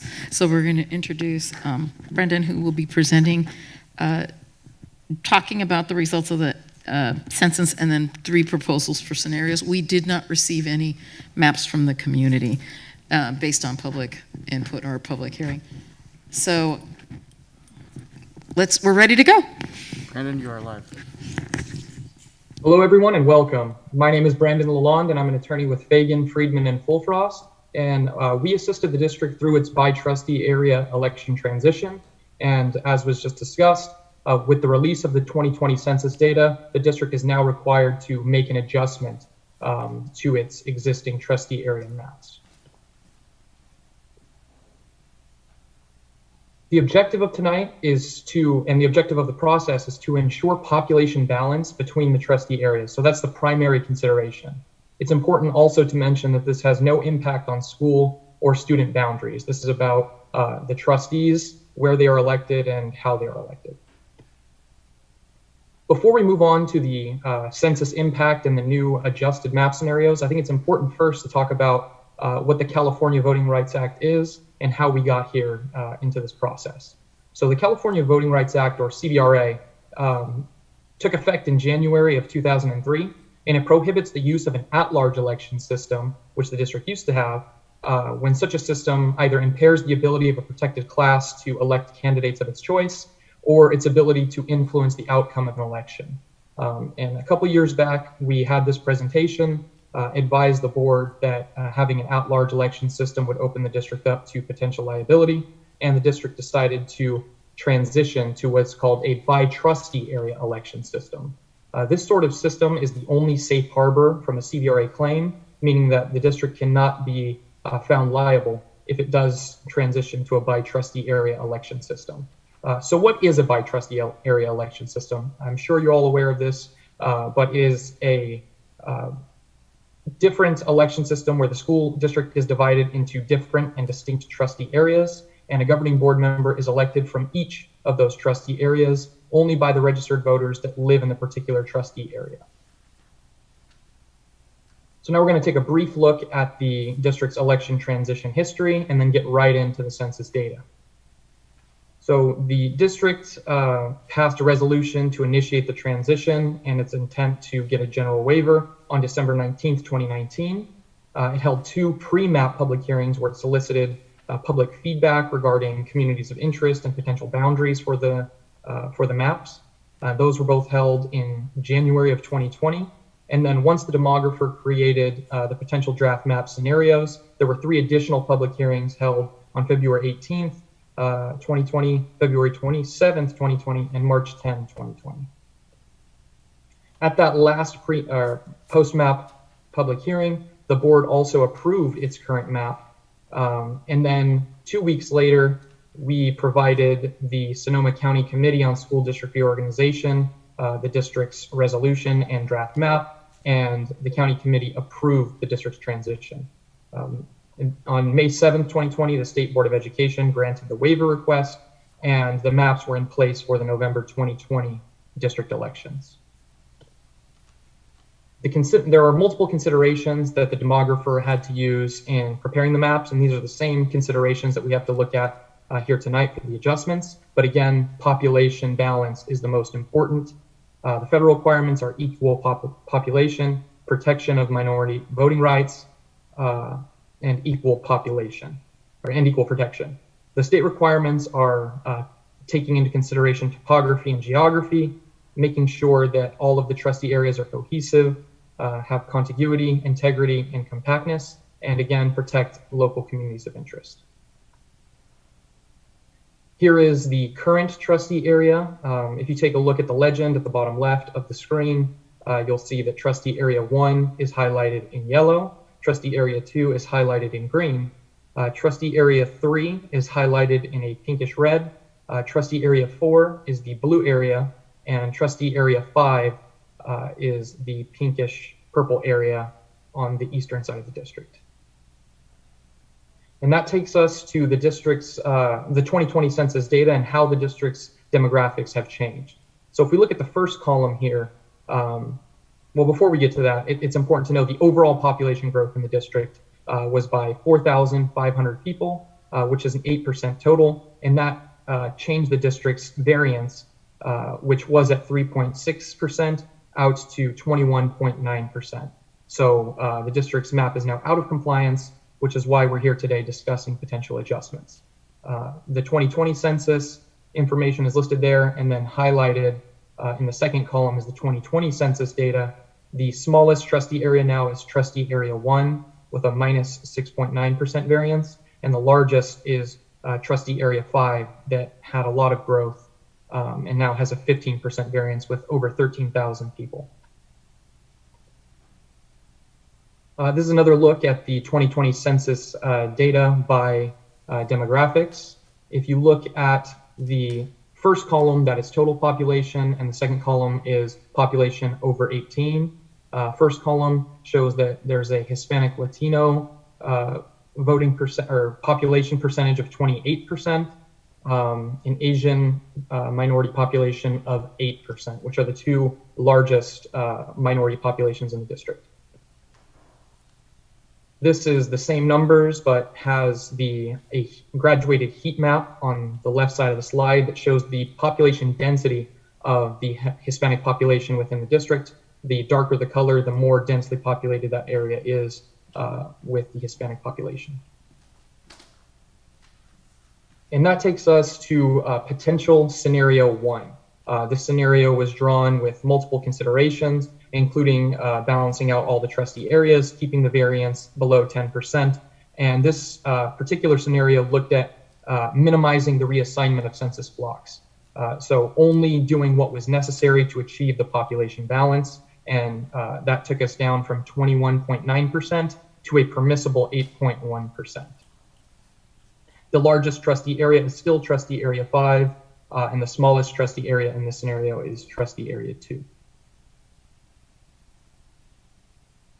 Looking now at the conceptual scenario, we can see these blue lines that are where the boundaries used to be, and the new shaded sections by color is where the adjusted map would be.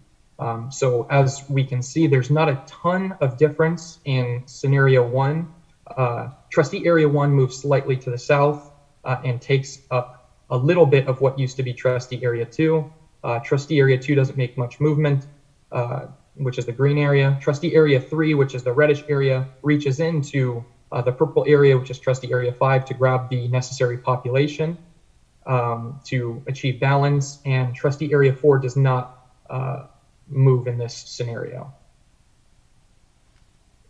Taking a look at the demographics of scenario 1, we can see an increased voting power based on the CVAP numbers of 19.9% in trustee area 2, 22.4% in trustee area 3, and 20.9% in trustee area 5. That takes us now to a different scenario, which would be scenario 2. Again, taking the same considerations, balancing out the trustee areas. We were able to get, in this scenario, look at the lowest possible variation, which took us to 3.5%. The largest trustee area is still or is now trustee area 1, and the smallest trustee area would be trustee area 5. Okay, so again, trustee area 1 is occupying that northern part of the district and extends into somewhat of what was trustee area 2. Trustee area 2 makes a large movement from where it used to be around Rohnert Park Expressway and moves south all the way to the south boundary of the district, with the 101 being a dividing line between trustee area 3. Trustee area 3 does not make much movement. It takes up a little bit of what used to be trustee area 2 on the northern side of that area, and trustee area 4 loses much of its western part of the district and takes a little bit out of the eastern side, which used to be trustee area 5. So this one, as you can see, is a little bit more of moving census blocks around, but that was to give a different look and to see how the adjustment could have the smallest variance at the end of the day. Looking at scenario 2 demographics, trustee area 2 has increased Hispanic voting power in trustee areas 2, 3, and 5. Now taking a look at scenario 3, this is again balancing out the population, was able to achieve a 5% variance, which is permissible under the 10%. In this particular scenario, each trustee has their own trustee area, but as we will see, trustee area 3 has some issues with contiguity. So we're going to take a look at here, scenario 3. Again, trustee area 1 does much of the same that it does in the other 2 trustee areas, but it moves downward, southward a little bit more. Trustee area 2 now occupies some of the north of the district and wraps around to the south end of the district. Trustee area 3 has an interesting shape, to say the least, and reaches from the center of the district into what used to be 4 and 5. Trustee area 4 still recedes in from the west side of the district towards the center of the district, and trustee area 5 still loses that block of population to trustee area 3. Interestingly, in this scenario, there are 2 Hispanic population voting power increases, but both of them are above 20%. So while there's not 3 in this particular scenario, both of the trustee areas that do increase the Hispanic voting power are now up above 20%. This slide shows the differences between the 3 potential adjustments and potential trustee areas. And again, the blue lines signify the existing boundaries, and the highlighted areas would be the new boundaries. Next steps, early January 2022, the demographer already created the trustee area boundary lines. The options were posted on the district website. Public was invited to the hearing. Tonight is the presentation with a 2020 census analysis and a public hearing regarding the map options. And then after that, the board resolution may be passed to adopt one of the adjusted options. In February 2022, we will submit the map and resolution to the county for use until 2030, when the census is released in 2031, and we have to do this process again because the law requires that we use the most accurate and up-to-date data. The deadline to complete this adjustment is February 28, 2022. And if there are any questions, I am happy to answer them. I will leave this up in case anyone has any comments about the particular scenarios. Thank you. So is this up for public debate or for our debate, or where do we go from here with this? I believe this is open. I'm not sure how you want to take it with the board comments first or the public comments first, but I'm happy to take questions from either.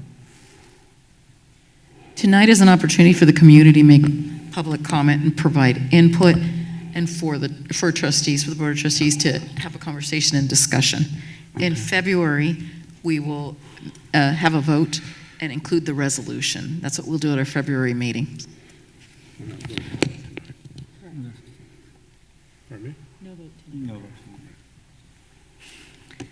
Does anyone have any input? So I have a question. When is the next census on this? I mean, the next time we have to readjust these maps? That will be in 2031 when the 2030 census data is released. Wow. So 9 years from now, this is going to be, it's going to be a change again, obviously, because the growth is going towards, right now, towards our trustee area. Trying to get my colors white, the 5 area, correct? Well, it depends. Yeah. Depends on the map. Yeah, it depends on the map. So okay, so this map will reside for 9 years. It doesn't have to be adjusted until then? You're muted. Sorry, yes, the process is very reactionary as opposed to proactive in that we have to use the data once it's released and once it's approved by California. So this map will be in place until the 2030 census data is released in what we expect to be 2031. Got to live that long? Sorry about that. I just have a couple questions. On scenario 1 and 3, it says trustee 4 for the white area. Should that be trustee 5? No, that's current. I think those are. No, I'm currently trustee 5. So There aren't 5 in there's 2 scenario 1s, 3. a 2, a 3, and a 4. In no scenario am I trustee 4, except maybe scenario 2 where it gets moved over here. Yeah, I see what you're saying. I don't see a number 5 on any of these maps. I'm happy to go home. No, Not you're an signed option? up. Not an option. Okay, just checking. So that probably should be trustee area, that trustee living in section 5. Yeah. Yeah, there's 2 number 1s in each of them. So, Well, that's because it's, I think, what it is right now, right? Yeah. yeah, so they're both in 1. Yeah, 'cause You're in it's- 2. so Joe we Mark's had, in 3. Yeah, we had 1. And I'm in That's- I 5. think that's current on the blue line. Yeah. So that's area 1. Right, but this is currently. area 5 currently. But where's trustee number 5? There is no 5 because when we redid the maps. I'm originally, 5. Michelle's 5. I promise you, I am trustee 5. Yeah, she's 5 over here. You would, yeah. On the original map? Yeah. I think they're saying currently, right now, as it stands. So there's 2 trustees in the area number 1. In scenario 1. In the current scenario, none of these scenarios. Okay, so that's what they're referring to, not? I promise you, I live in trustee area 5. We don't have the map, Michelle though. is 5. He hasn't shown the map for the current, except Yeah. way back It's at the the beginning, but blue we don't lines. have them printed. I So she promise becomes you, number 4? I ran as trustee area 5. Okay, so Michelle, in these scenarios, do you then become trustee 4? I don't know, because then my next question is, No, trustee only- 1, 2, and only 4 in are scenario up for 2 election she this does. year. Oh, only in 2 she moves to trustee area 4. So what happens to her in scenario 1? It says she's in area 5, correct? This The part white- says I'm in area 5. The number says trustee number 4 is up in 2024, which is true. Trustee area 4 is supposed to, no, None of trustee them say 4 is trustee supposed to 5. run this year, or that area. Currently. Yeah, so Mark and I ran And this one. in 2020, And this and we are scenario. area 3 and 5. 1, 2, and 4 area is up for election in 2022. Yep. So I just want to make sure that. Well, and I think what's confusing is it does say trustee number 4 here, but the white says trustee number 5 on the legend. Right. So that's where I think it's a little confusing. Yeah, I think the legend is where it indicates trustee area 5 on all the maps. Right. And it's that light pink, and you live within that area. Yep. Okay. So I think that this just Well, got some of them. put wrong. This should say 5. Does our presenter want to weigh in on that? Sure. I can take a look back at the current trustee areas. I believe the board member that was speaking is currently occupying trustee area 5, which is the pink area. Correct. Moving to scenario 1, I believe this keeps everyone in their current trustee areas. There's only slight adjustments with trustee area 1 moving down into the green area, but that does not change where the trustee areas or where the trustees currently reside in each scenario. So I can't read what your thing says, but what does my star say on your map in the pink? Star says trustee 2024, and that is located in pink, which is trustee area 5. So I think that's a typo in there. Because we were already in, we were already elected when we picked that area. So basically, in the next election cycle, if Krista and Left were to run, they have to run against each other. Oh, that'd be a great fight. Okay. So no matter what map we pick, 1, 2, and 4 are up for election in 2022. Is that correct? That's correct. Okay. Those are my only 2 questions. Yeah, but if the boundaries change, what does that do? Like Scenario on number 3. 3, which I do have to say makes trustee area number 3 incongruous. I think was the word you used. That's looks like an understatement for where area 3 goes. But what would happen in that if we use scenario 3? I would now be representing area number 4. What's your question again? Yeah. Like, 'cause He's the middle. the blue one. Yeah. Yeah, in Area scenario 3, 3, I would now be representing a tiny slice of A section, and then B, and it looks like L, and then some of Katati. But I would no longer be in trustee area number 3, which is where I ran. So that's, I guess I have the same question. In as scenario you. 2, I think it would change, right? No. Which one does it change? Well, it depends on which scenario. You're talking Yeah. scenario 3 is the one Mark's talking about. He's still in the same. Yeah, he's still in the same thing. The area is just a little bit smaller.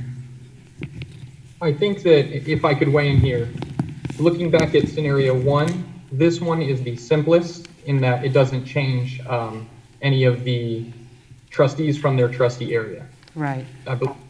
If we look at trustee area 2 or scenario 2, I think the only thing that changes would be trustee from trustee area 5 would move into trustee area 4. So everyone who has been elected would still serve out their term, but then the board would have to decide if trustee area 5 was going to change its election sequencing. If that's something that the district wanted to do, then they could.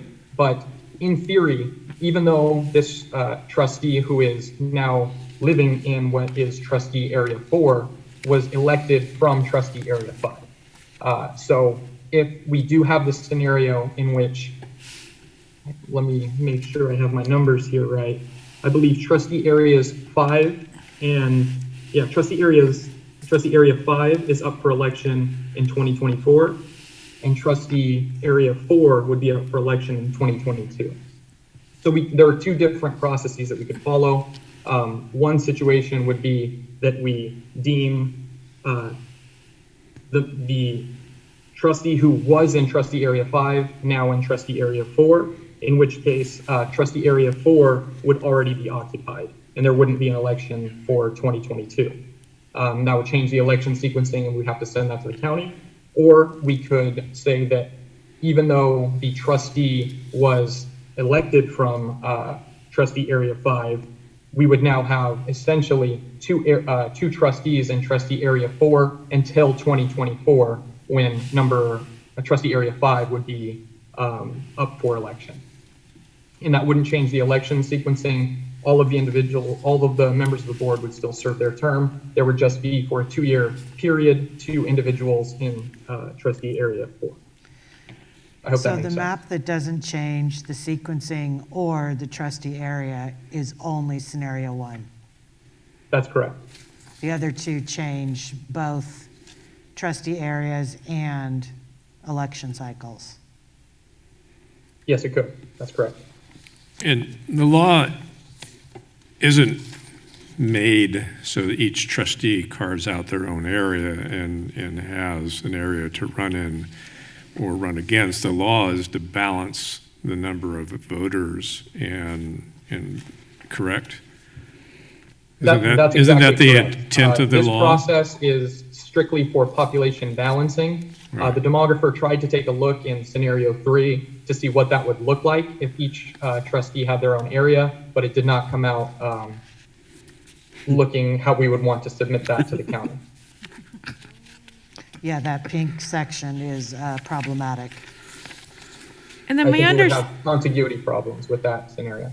And my understanding through the California School Board Association trainings is you're elected by a district, but once you're elected, you serve the entire community. serve So the- it's, yeah. so it's not like you only serve your section and I only serve section 5 and Joe only serves his section. It's just for the purpose of the election, and then we serve everybody in CRPUSD. That's exactly right. So if in the event that we adopt scenario 2, I think that, like you said, every trustee still represents every area. It would just be going forward that individuals elected from those particular areas, the slight areas from which those individuals could be elected have changed. And scenario So 2, if, for example, the trustee who used to live in trustee area 4 would now have to run in trustee area, that used to occupy trustee area 5. If we adopted this scenario, would then in 24, have to run in the blue area, or just going forward whenever we decided that area was open for election. so in scenario 2, trustee 5 currently moves to trustee 4. That opens up, on the new map, you have area number 5 and area number 2 both up. No, because trustee 2 is up there. That's Joe's, right? So Area 5 could not have an election. Right. For another. In 2022, it'll be Area 1, And 2. Area 2, and then we used to have a vacant area, kind of on the west side that was going to come up. It would be this right here is Right, right. And is that 1 you're holding up, Michelle? No, it's 1, 2, yeah, 1. 1. Yeah, if Okay. you did Four is 1, vacant. then you would have where there is no representative trustee. Which is most of Katati. Right.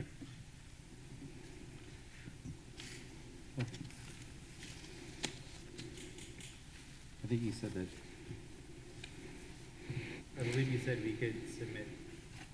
I believe you said we could submit to the county that trustee Wing would stay in the 5, the old 5, and then we would just have an election for the new area 4.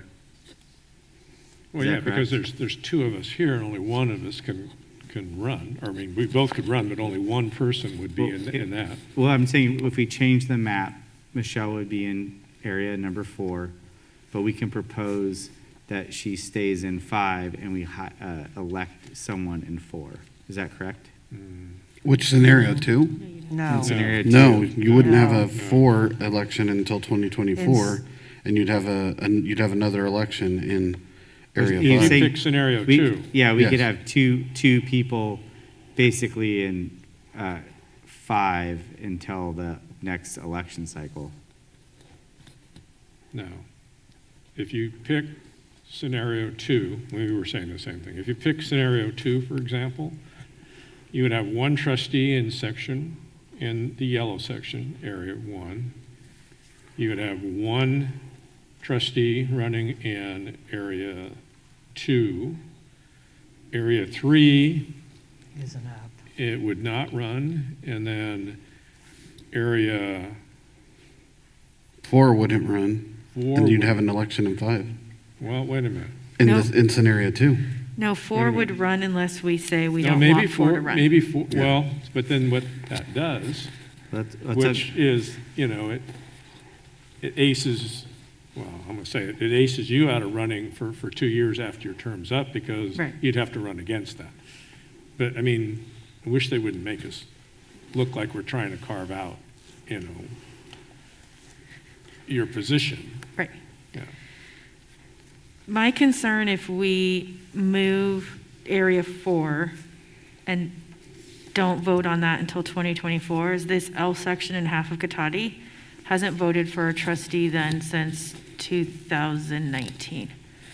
So they will have gone 5 years without having input of who's on their school board and 2020. representing them. Well, that's what I'm saying. No, if we- these people did not vote in 2020. This was Oh, not my okay, area. okay, you're right, yeah, you're So right. they haven't voted since 2018. There was no trustee election in 2019. That's what I'm saying. If we propose scenario 2, can we keep that area and have someone voted in that area, even though when it shifts, trustee Wing would be in that area, and then the next election cycle would be the new Area 5? Yes, if I could add some clarity here, we've had this happen in the past with other districts where you could have a trustee run from the blue area for a limited 2-year term, and then that trustee and the trustee that is also so this is talking about scenario 2. The trustee that used to be in scenario 5 is now in 4. So 2022 comes up, we pick a new trustee from the blue area, and then on the next election cycle, which I believe would be 2024, the pink would run, and then I believe that individual would be capped in 2024 from running. So it would be a limited 2-year term. So basically, scenario 1 keeps the status quo exactly as it is currently. The only thing it changes are the boundaries just a little bit, but not that much. It changes it so that we're in the variance. Scenario 3, I think, is kind of DOA, in my opinion, and then scenario 2 seems to get a little bit convoluted, but that's just my 2 cents worth.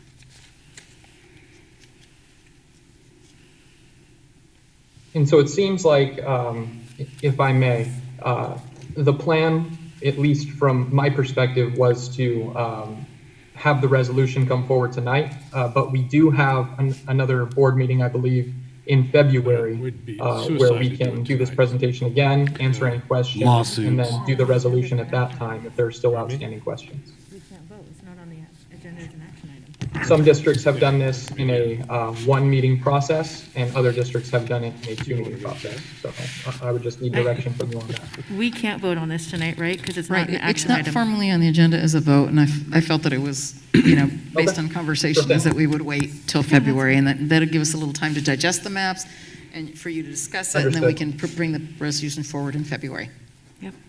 Understood. Thank you.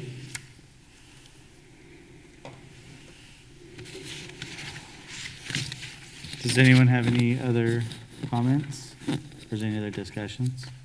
I'm colorblind. I can't tell which is which. Just kidding. I just can't see scenario 3 working. It just, I just hesitate to use the word, but, yeah.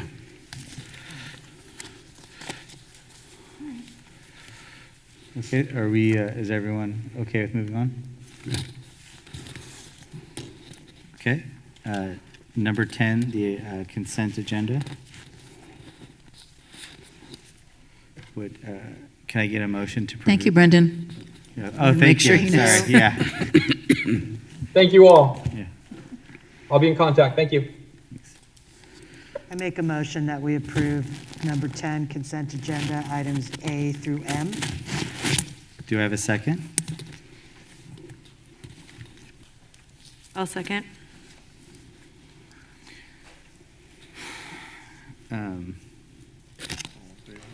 All those in favor? Aye. Aye. Motion, any opposed? Motion passes.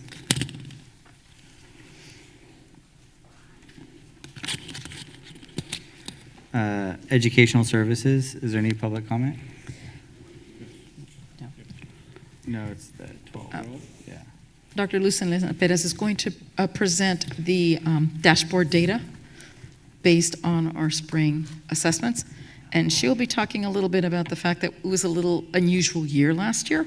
So she'll be giving you a comprehensive presentation on our findings.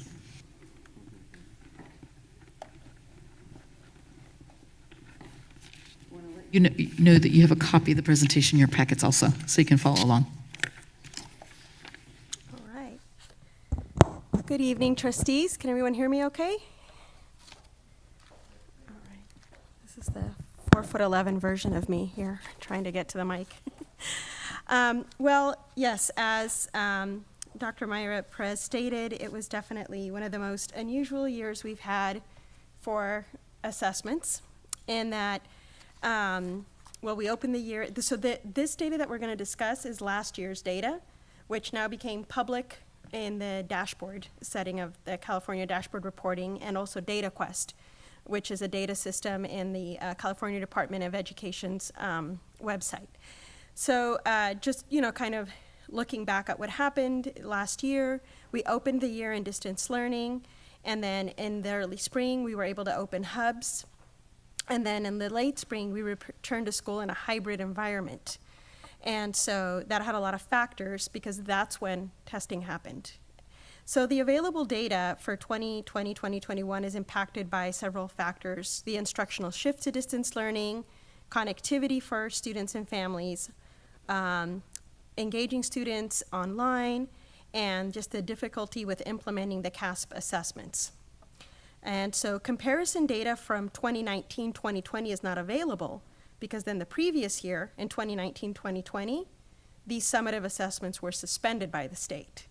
So we had a year of suspended data, and then we have a year where data and assessments were being done in this very unique setting. So our enrollment for last year, as you can see here, has not changed substantially, but you can see where our enrollment data was for last year. And to that, I added the data on our students with disabilities and homeless, just as recalling that it's our socioeconomic disadvantaged English learner and foster youth that give us that count towards concentration and supplemental. So our Lcap is written in great extent with those dollars in mind for these specific student populations, which we call unduplicated, is the language we use. And so then to that, I added the data on our students with disabilities and homeless. This is our district's breakdown by race and ethnicity, by total and percentage. It's kind of nice to see this mirrored off of what we just saw in our census data. And then when we look at our absenteeism, that is another factor that is reported on the dashboard. We can see that we are a little bit higher than our county average in excused absences, but just slightly higher in unexcused. But the average number of days absent is lower. So that's good for our district, just kind of showing that even though the year was as unusual as it was, there was still a lower average days of absenteeism than at the county. Yes.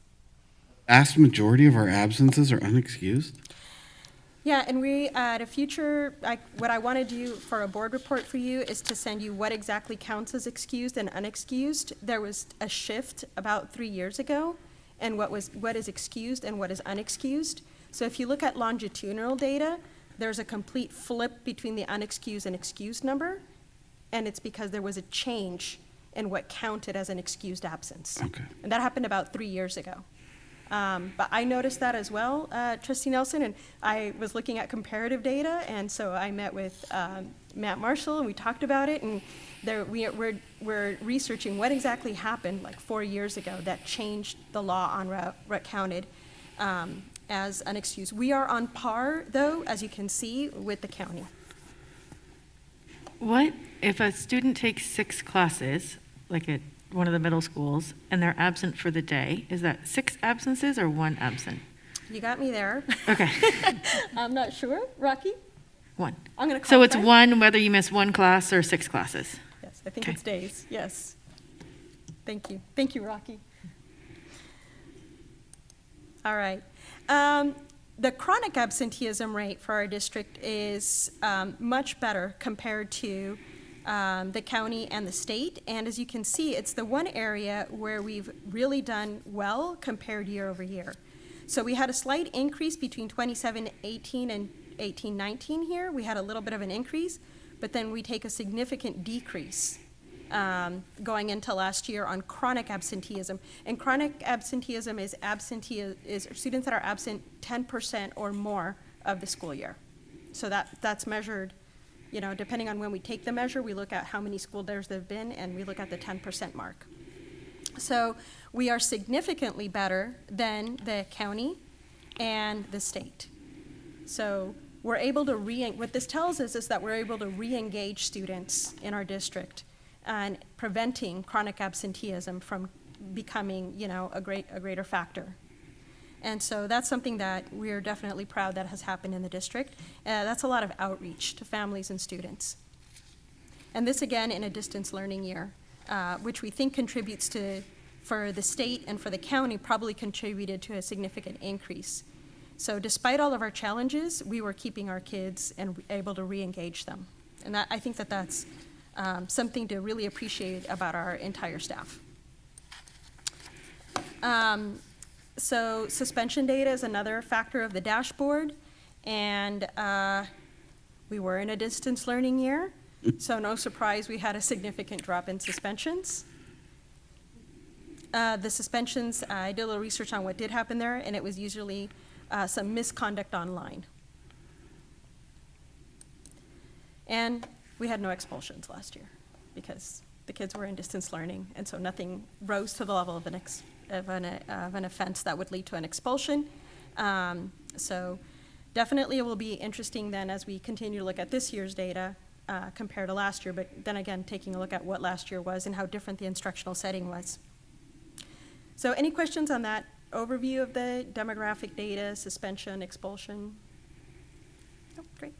So we'll get into our English learner data. And here what we're measuring is the LPAC assessment. And the LPAC test is this is the summative measure that is given in the spring to any English learner. And so one remarkable thing that I wanted to note here was the number of students tested. So when you take a look at the fact that we had 101 kindergartners, we were able to test 99 of them. So again, this happened in the spring while we're getting kids back into hubs, while we're trying to plan for reopening. And what's really remarkable about our number of students tested, this is a really high percentage. You know, we're almost at 100% in our primary grades. Is that for kindergarten, first and second, these tests are done one-on-one with each student. The entire test is one-on-one to measure their speaking, reading, listening, and writing. So it is remarkable efforts that took place last year on the part of our EL assistants, office staff. It was very much all hands on deck to get the students tested. And so again, this is tremendous efforts. I would be surprised to see other districts rivaling our percent of students tested for the LPAC. And it sustains through middle school. And we take a little dip here in high school because it was a little bit harder to get the high school kids to come back to do the LPAC testing. Nonetheless, it's really nice high numbers of students tested. And it's important because these outcomes on the LPAC are what allow us to reclassify students. One of the reclassification measures is that they must score a 4 on the LPAC in order to be considered for reclassification. And that is the new proficiency. Proficiency measurement used to be high 3 and 4. About 2 years ago, the state changed it to be only 4s. So it was prior to the state. So we can see that last year we had less students that were proficient, and it might be, of course, the impact of distance learning, where English learners may not have had all the feedback in particular to their speaking and abilities in English, and so there's definitely an impact to their outcomes here. Nothing too dramatic, but it's certainly something that we are wanting to continue to address for our English learners. And then again, we see a little dip there in level 3 as well. So this is something that we are now disaggregating and we'll be sending out to every school so that they can see their data on a school-by-school basis and sharing that with their ELACs so that they can make decisions for their English learners as well at the site level. So am I reading this correctly, that we have, 47% are minimally developed and somewhat developed? Yeah, if you had the 17 and the 29, Yeah. the level 1 and the level 2, yes. Yeah. And we're breaking down this data to see, how many students are staying at a 2 and not making any progress, because that's important for us to look at when we look at LPAC data. Definitely being in distance learning across the country, it had a significant impact on English learners. The state allowed us to forgo giving the CASP assessments and instead we could implement a local measure. And given everything that was going on in the spring, we were already scheduled to give the easy CBM, so we decided to go that route. And only 11th graders took the CASP assessment. We did not give the ELA and math to the other grades, which typically would have been 3rd through 8th graders. Instead, they took the easy CBM. And my big comment on this is that trying to compare easy CBM data to CASP assessments would be like trying to compare an avocado to a monkey. This isn't even apples and oranges. It's 2 completely different assessments. But it was the local assessment we had, and we were really grateful to have that flexibility. And so what we see here for these local assessments is that the local assessment, easy CBM, measures students whether they are low risk, some risk, or high risk. And so you can see that on 3rd through 5th grade for reading, we had 78% students scoring at low risk, with 6% scoring at high risk. And for mathematics, we have 61% students scoring at low risk and 28% scoring at high risk. But again, these assessments just tell a very small picture of proficiency, but it was what we had at the time. And this data has been made available on a student-by-student basis to all our parents. So it goes really deep for parents to understand how their students are performing. And for math then as well, low risk for 6th through 8th grade, ELA, low risk 82, high risk 77.2, and in mathematics, low risk 74, high risk 17. Dr. Perez? Yes. You said this has been given out to parents? Yes. It's available on the PowerSchool portal, and so if that information hasn't been widely distributed, your students' easy CBM assessments. We may want to let the community know that the parents can access that. Okay. We'll push out communication on that and how to access it on PowerSchool, and I'll check in with the principals to see what kind of, what communication went out. Okay. The CASP assessment that we did administer was the 11th grade CASP assessment because we thought it was important to still have our 11th graders take it.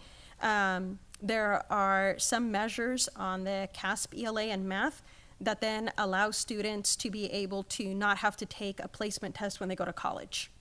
And so we wanted to make sure that students had that opportunity. And so they did take the CASP assessment. You can see there's an increase in ELA from 2018-19 to 2020-2021. And in talking to Dr. Gansler about this, he felt very strongly that the ELA team at the high school level has made a tremendous effort in working on at their PLCs to really focus in on what is measured. And obviously this has had some really great results. But this, the CAASPP, that's measuring 3s and 4s, not just 4s, correct? Correct, yes. Okay. So on this test, it's met or exceeded is what is measured, is what is looked at here as proficiency. Yeah, it was like that once upon a time on the LPAC, and they changed it. Oh, it is? Okay. I thought this is ELA So at the top. how many 11th graders were eligible to take the test and how many took the test? We're going to get to that. Okay. Great question, yes. Dr. So- Perez, this is everybody, not just English language learners, right? This is the whole Yeah, this is 11th everyone. grade that participated in the assessment. So this is the ELA data, and math is really an area where statewide, we're struggling, and we are definitely needing to have focus here in our district on math achievement, where we see a decline from 2018-19 to 2020-21. So to your question, who participated in ELA, we can see that in 2018-2019, in a normal regular school year, we get about 91% of our kids participating in the assessment. Last year, we had 54% of our 11th graders participated in the assessment. It was extremely difficult to have students come in to take this test.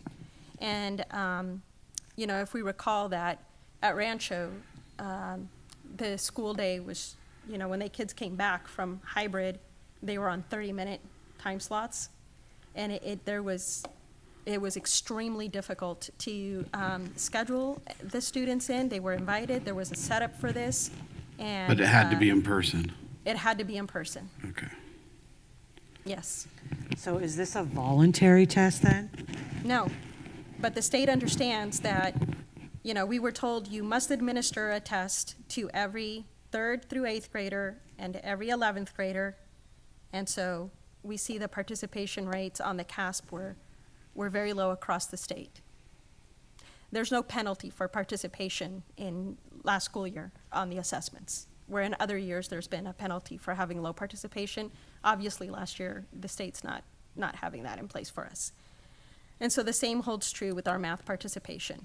Pretty much the same. It's the same cohort of kids. So this year, the people that are in the Online Learning Academy, how are they going to take the test if they don't?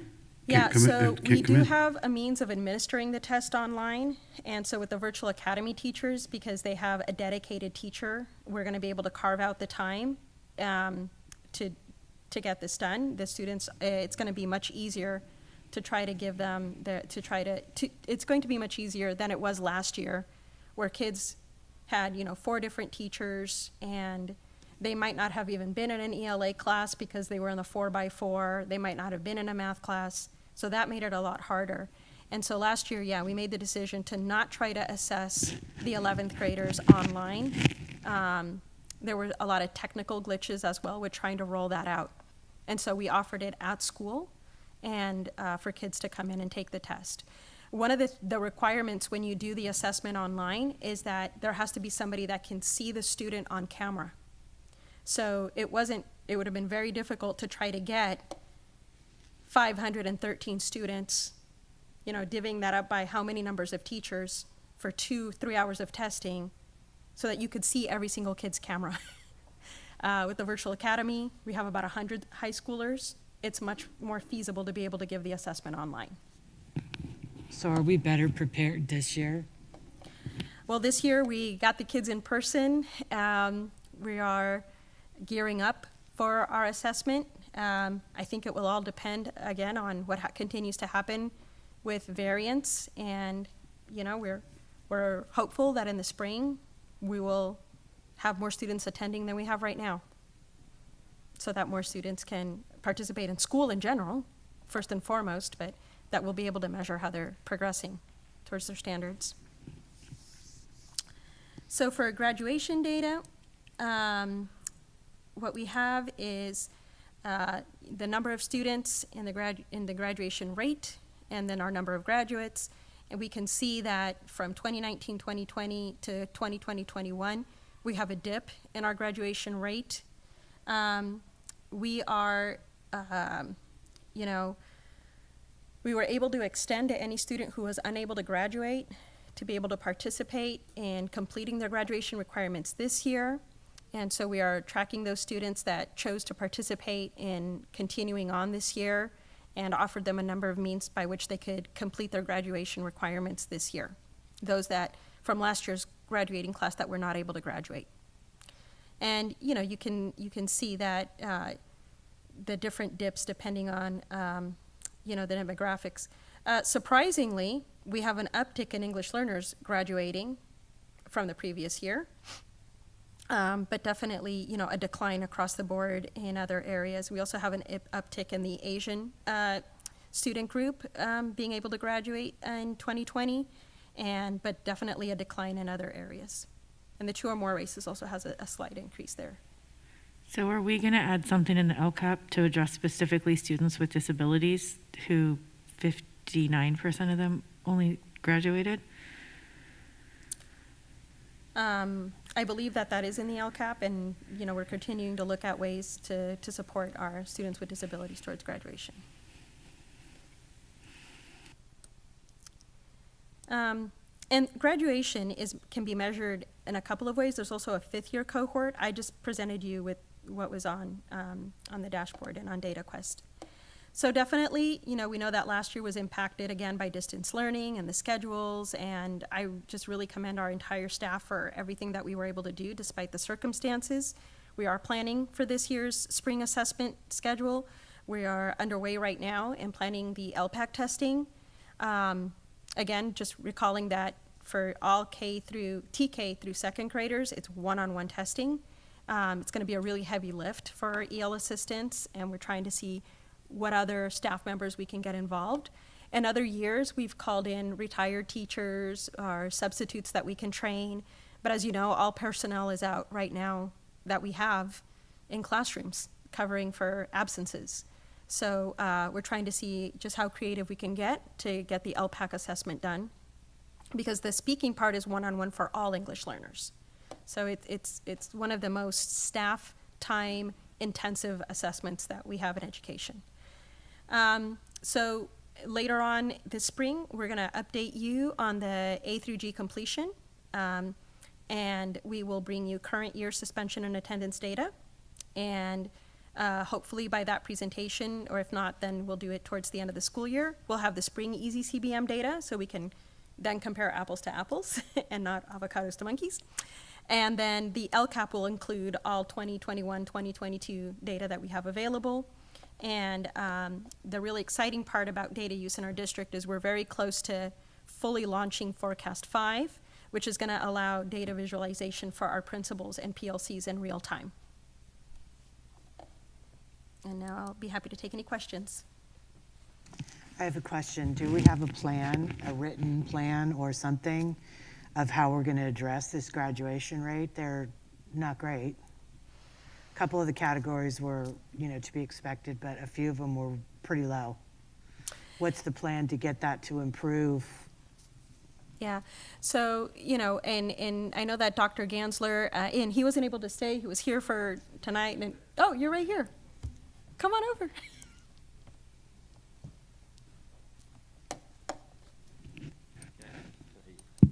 I think I can Oh, use go ahead. this, I think. Is it on? Yeah. Yes. So the graduation rate, I want to address that. Our baseline graduation rate is around 92, 93%. We were 89% last year. We sent out letters to students who did not graduate. One took us up on it and enrolled in Conservation Corps. Another 4 finished in summer school. So there are around 5 or 6 who are still ungraduated. We will make a second round of attempt to reach out to them and offer them a 5th year to graduate. But I also want to make sure that we understand the context here of 89% in a couple different ways. The first is that we didn't lower our graduation standards, and some districts did tremendously, so low that in fact it was at their graduation rate, their graduation requirements were at the level of a continuation high school. Entire districts did that. We didn't alter one of them, and we still had essentially 90%. That 90% is significantly higher than both the state and county average, which is 83% as a baseline. So even during a pandemic where districts were significantly altering their standards and lowering them, we didn't, and we still beat both the state and the county by significant numbers.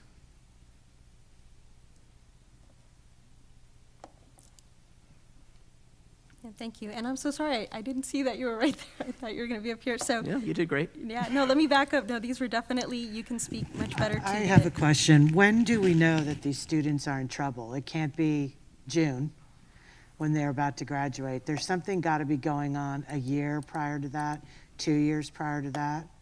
I understand that we have a higher percentage rate than the county. That still doesn't seem good enough. I mean, great, we're better, but still, you know, we've got 50 kids that didn't graduate. Yeah, so this is ongoing work. The counselors are constantly reviewing and performing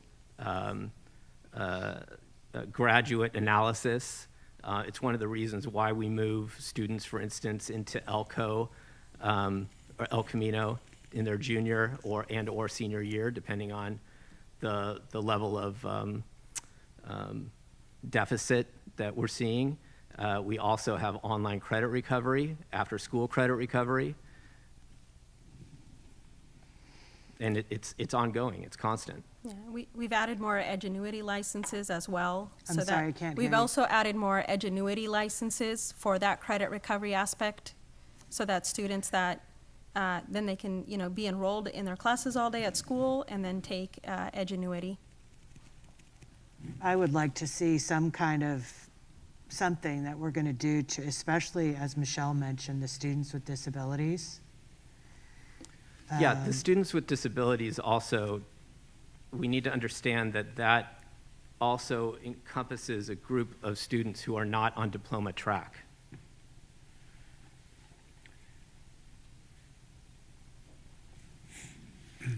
So we can bring more information about, you know, these specific subgroups as well. Well, I mean, I understand the numbers are the numbers and there's stories behind the numbers, but every year we see the dashboard and it gets a little bit better, 1%. And I'm just wondering, systemically, the issue, what are we doing? I remember reading a WASC report back in 2016, and it was touted as this great report. And in the very first paragraph, they were talking about the truancy rate. And I still have yet to see anything get addressed. And I know we've had COVID for the last 2 years. I've just yet to see how we're going to try to get these kids that are falling through the cracks. Just a side note, it may seem, you know, that if 10% don't graduate is tragic, and I'm not saying that that's okay, but having been here for a number of years, it's nothing new, unfortunately. You run into students that that just don't, want to finish the high school situation. And I want to relate to that I had 3 sons. And by far the brightest of all 3 of our sons, a straight A student his freshman year, decided his sophomore year, and it's probably because of his academic or his IQ, didn't meet high school. He was ready to go to college in his sophomore year, but it didn't fit. We didn't see that. And so we really struggled just to get him to graduate. And I think that's because we had a mom and dad at home. They were, not a single parent family that could fight that battle. And that was a battle. So unfortunately, you look at the number of one parent families out there that can't fight that battle or can't win that battle. And it took counseling. It took a lot of stuff for us just to get that that one student that didn't fit to get through the high school process. So where, Chris, you say it's, what can we do? I just want to say it's difficult. And I'm sure it's difficult too, but from a personal experience, it was heart-wrenching to try to make that one student, one of our children graduate. I mean, he went on to college and did well, but it's a tough time of adolescence. You can do everything you want to do, you can have, counseling, etc. But, and if it's 82% elsewhere and they've lowered their standards and we're at 90%, I venture to say that we're doing a pretty good job. That's my experience. So. Thank you. I do also want to point out that we did 175 home visits over the last year for struggling students. I mean, times have changed. When I went to high school, there was no home visits. I mean, it's a different, you look at the social economical disadvantaged. I mean, it's the world's changed. So it's being an educator is a lot different process than it was 30, 40 years ago than it is now. So. Yeah, and one of the ways in that we put the expanded learning grant to use was adding more counselor time for the 4-year plans. So I don't know, Louis, if you want to talk a little bit about the 4-year plans, because I think they speak directly to the work that we're doing towards improving graduation rate for students as well. Yes, so one of the ways in which we use this money was to make sure that counselors had an opportunity to sit down with every incoming freshman and their family in order to chart a 4-year path to get goals for beyond high school and to match them with the freshman academy, the CTE pathways that we have, and also in the hopes that either they finish a CTE pathway and then are truly career ready, or they also, in addition, could choose to finish at least one AP class so that they build up the capacity in order to achieve college level work. And so in that way, the vision of being college or career ready is delivered. Can students fall in more than one category? So if I'm an English language learner that's socially disadvantaged and have a disability, I'm going to show up in that 43 number, that 225 number, and that 87 number? They have to, because otherwise it adds up to more. I was going to say, because students that otherwise you have didn't 108 graduate. kids difference, not 50 kids difference. Yes. Okay. Yes. If you add up all these columns, it doesn't add up to 466. No, way over 400. Yeah, it adds up to 756. That's but- why the term unduplicated is used in regards to English learners socioeconomically disadvantaged and foster youth. That's why we use that term unduplicated. Right. But yeah, there's definitely duplication here because the student can fall in more than one category. So that does inflate the numbers. So the 50 students that didn't graduate, do we, they just don't graduate and we say, have a nice life, or do we give them services after do we say, hey, you didn't graduate and here's some options for you? What do we do when it's June 1st and they haven't graduated? Yeah, so the current legislation allows us to offer them a 5th year. Okay. And we have done that once, and we are going to do it a second round, but many of these students are really not interested in completing that degree. But if I understand what you said, of these 55 accepted, the offer to either go to Conservation Corps or summer school? 1 accepted Conservation Corps. And 4 summer school? And 4 summer school. Okay. 10% of those who didn't graduate responded to you guys reaching out. Okay. And I know that, I kind of wasn't really able to fully address what the plans are at the high school for the CASP assessment this year. So I don't, Dr. Gansler, if you want to share what plans are in place this year for CASP assessment participation. Yeah, I mean, we expect to have over 90% participation rate. We will be carving out entire days of testing. It will be on site. We're using the library, or actually we're using English and primarily English classes this year. Yeah. And then we have extensive makeup tests for anyone who's absent, and we administer the tests in the library. And that goes on for weeks. I have a question about, Lev said something about taking the GED. How does that work with the graduation rate data? I believe if they take the GED, we view that as a grad, but that test is definitely, it's not for the faint of heart. It is a very rigorous test, and we have not seen a lot of people choose to go that route. Yeah. And the data available on DataQuest, we can certainly provide you, the board, with, we have that count of how many students graduated in that manner.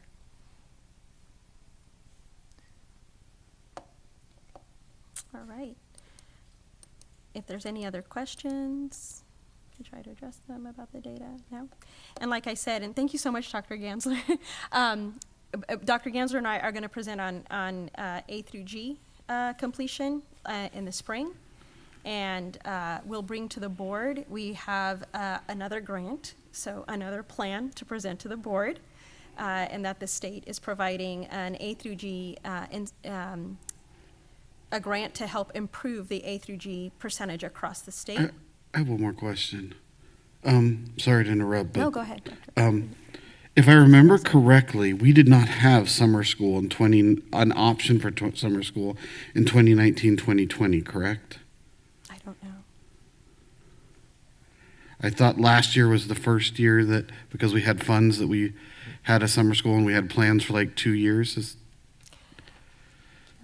I don't know. I wasn't here the previous year, so I don't know what might have been done, but that was the year of the full shutdown that spring. Okay. And then, we're trying to figure out, that was, I don't know if Dr. we did Gansler, summer do we school. offer any credit recovery that year? So we offered summer school last year. That was the first time it's been offered in That's quite what a I while. thought. Okay. And essentially we have credit recovery throughout the year as a credit recovery option. Both built within the master schedule during school and after school. Okay. All right. So in March, we'll come back with another presentation on high school data and another plan, because this is, they keep adding more plans, which is great, more funding to be able to support our students in very specific ways. So thank you, and thank you again, Dr. Gansler.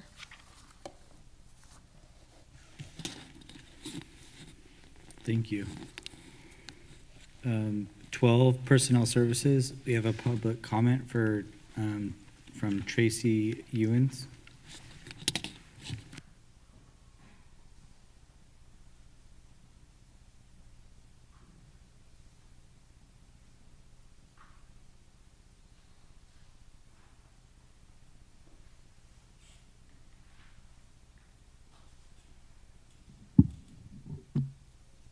Good evening.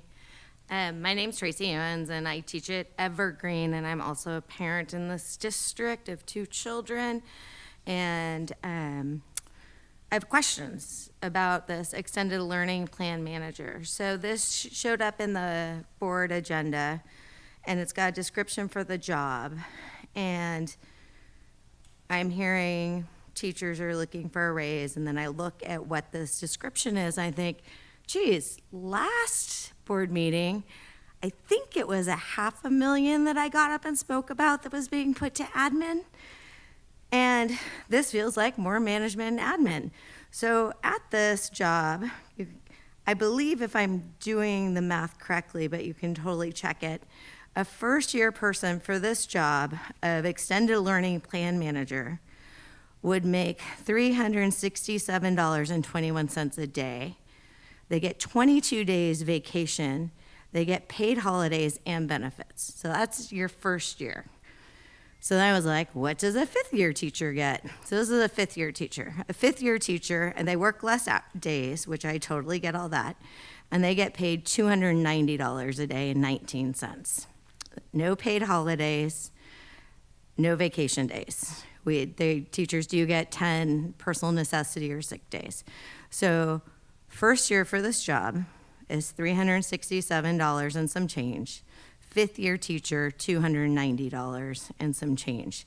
The job description in here, like I read through it, and I kind of actually almost encourage a fifth year teacher to go do this. And the requirements I feel I had after working at directing a YMCA sleepaway camp of 150 kids and running YMCA after school daycare in my 20s.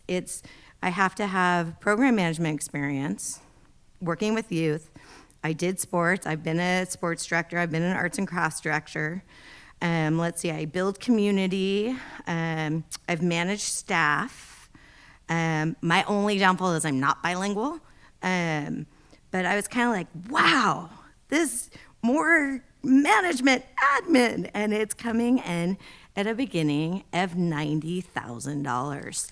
Working after 6 years, and by the way, $90,000 is more than what I'm making as a 24th year teacher. And I know they work more days, so I totally get that. So after 6 years, they're gonna be at over $100,000, and I right now will never get near that.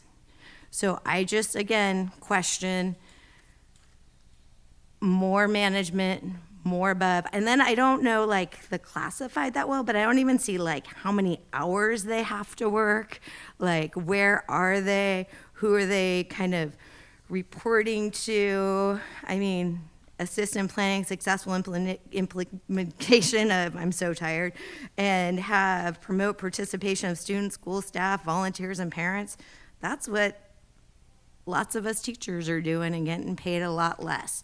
So if this is what we have to offer to get somebody who's going to run our after-school daycare program, or not daycare, I know it's going to have academics and kind of fun stuff with it, and then run our summer school program, think about what our teachers are making and where this money is going. When I saw this, it felt like just another big slap in the face. Wow. I have all these qualifications. I could have a job that doesn't have specific hours, and maybe that's somewhere else in the classified handbook. I don't have that. I just got what was off the board meeting. So that's all. Just wanted to kind of bring attention to we got more management happening. And even some of the admin management that are at the district office, they're doing curriculum stuff. I haven't even seen them, and we're this far into the year. So anyway, I made my point. Hopefully you consider, I'm sure the funding came from somewhere else, but maybe it could have been used somewhere more for a teacher to have that job as a 50%. I don't know, something creative, but $90,000 for more admin.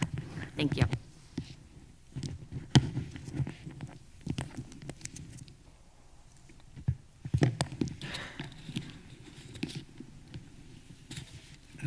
Approval of job description for extended learning program manager.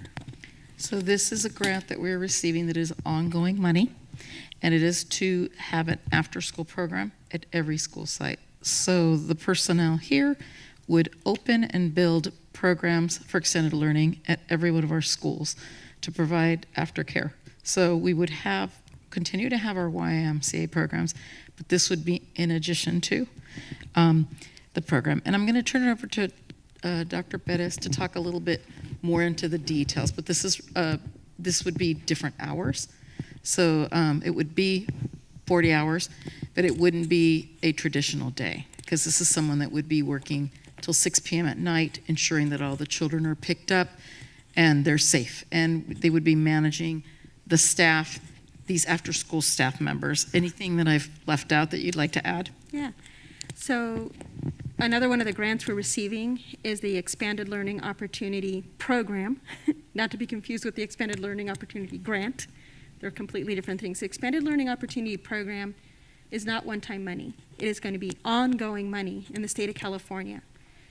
The expectation is that we can service over 50% of our unduplicated students in grades TK through 6th grade in a 9-hour school day.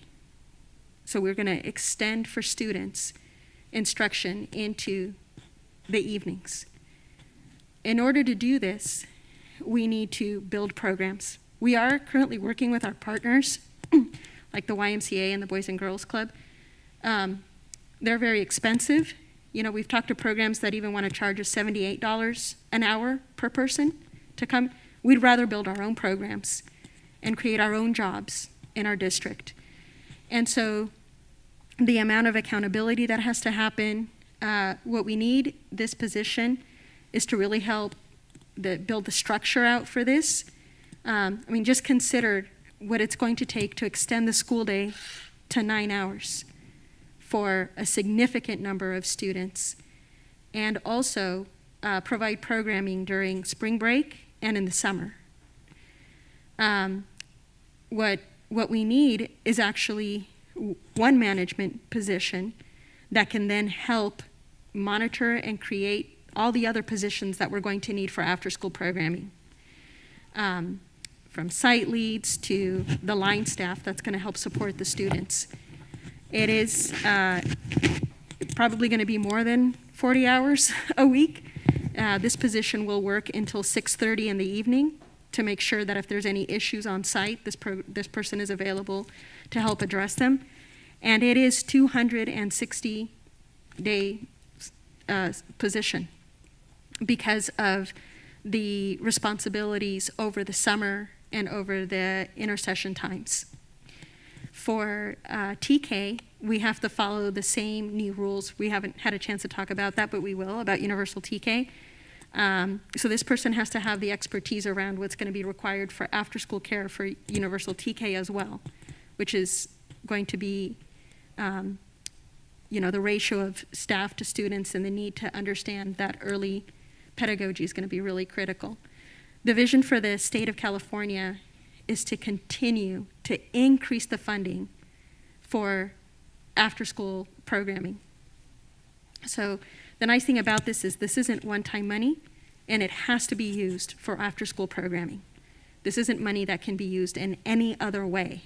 It must be used to provide programming for, first, our unduplicated students, and like I said, we have to hit a benchmark of serving at least 50% of our unduplicated TK through 6th graders. I hazard the number of students is going to be going up due to hopefully the late 3-year-olds that are going to be signing up. And I mean, that goal is to get bigger and bigger.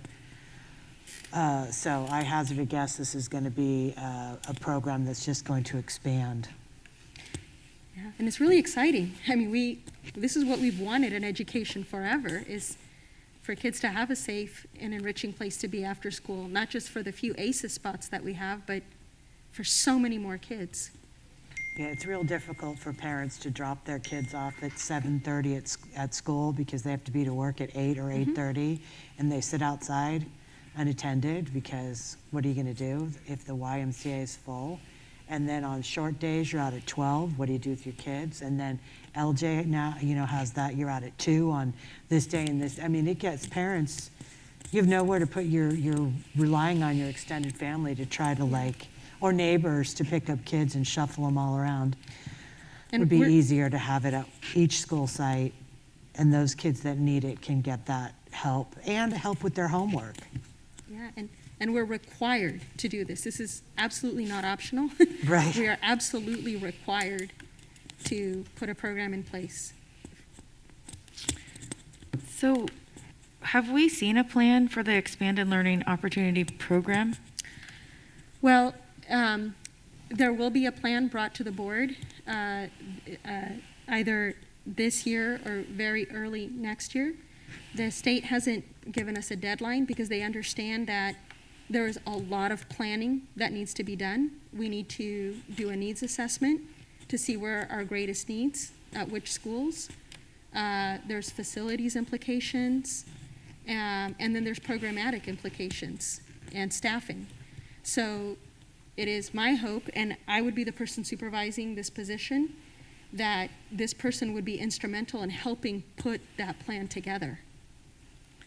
Well, this position is step one of many. You're going to have to do So does the money that we're getting from the Expanded Learning Opportunity Program cover all the needs, or are we going to have to use money from the general fund to fund the people that'll be actually working on the sites? No, our goal is that this is the funding that we use for this program. And is this going to be at every single school or just a couple schools?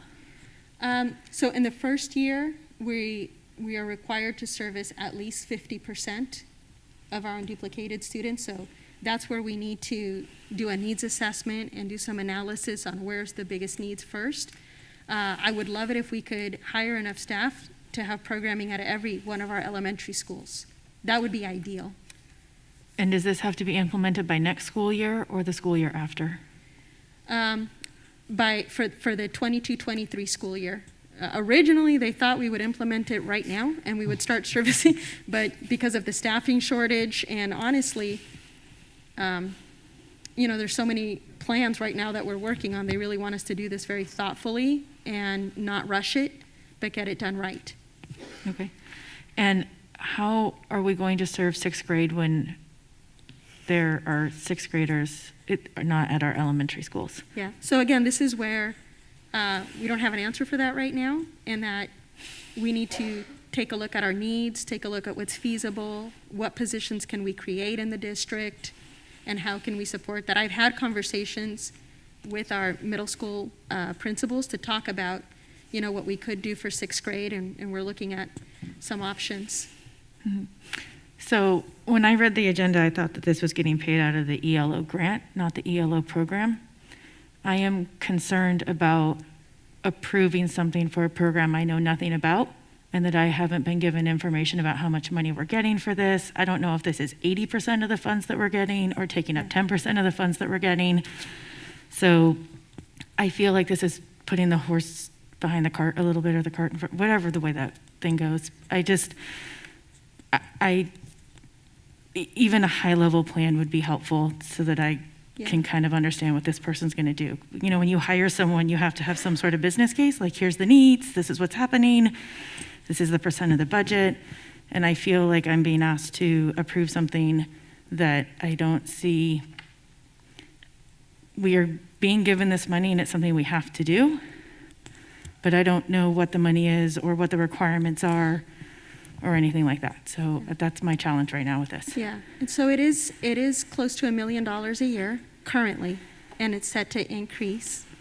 And I can put together more information. I had done a brief update for the board on a board report about this ELO, and it isn't the ELO grant, it's the ELO program. The ELO grant is the one that expires. This one does not expire. And so the annual budget is currently almost $1 million, and it's set to be higher and higher every year. This is only going to our allocation is going to increase year after year because the state has made this such a strong priority in funding. I have a hard time saying that. I have a hard time funding something with you saying it's going to increase year after year after year, when we turn around and tell our labor partners we can't give you a raise because we don't know what's going to happen year after year after year. It's one or the other. Either it's increasing year after year, or we don't know what the future holds. I don't think we can play both decks. So for this particular funding of this grant, they're telling us that it's going to increase in the coming years as part of the governor's commitment to after-school programming.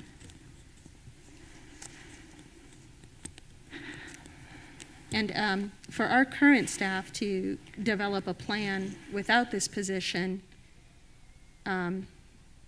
is very difficult. We're writing the universal TK plan.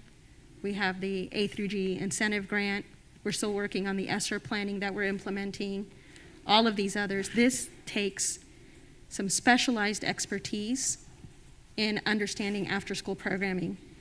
This is expertise that we don't have a position for currently in the district. This is going to require significant upfront hours just to plan, to bring you a plan.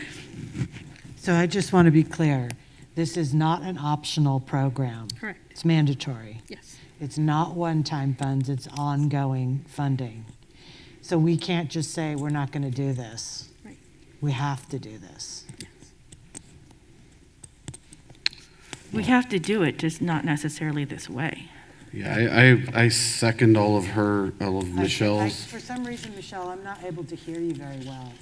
So I didn't hear what you just said. Oh, I said we have to offer after-school program. It doesn't necessarily have to be this way. And I'm not saying I'm against it. I'm just saying I don't have enough information to approve something like this. Well, I second the reservations, hiring a program manager without a program in place and starting them in stage 5. I just don't, I know we're up on, the beginning of the 22, 23 years soon, but I just don't know if this is the appropriate time when we're in the middle of a labor negotiation with, 90% of our teachers saying they're going to strike, getting another management position, which, I'm looking at this, starting in stage 5, 22 days of vacation starting. That's a pretty nice position when, we're talking about the labor negotiation with our teachers union. So I have some reservations about this as well, at this time especially. Just a comment, the state is not helping us out here. No, you are But correct. at the same time, we have an obligation or we have an opportunity, not an obligation, we have an opportunity to take these funds and apply them to expanding the educational opportunities for our students. I agree that this is a more management or a program manager position. And to get this experience and knowledge, you're going to have to pay accordingly for this position. This position will not be 40 hours. This person will be working, as a lot of dedicated management people, well in excess of 40 hours a month. And, I realize that, does it require an administrative degree?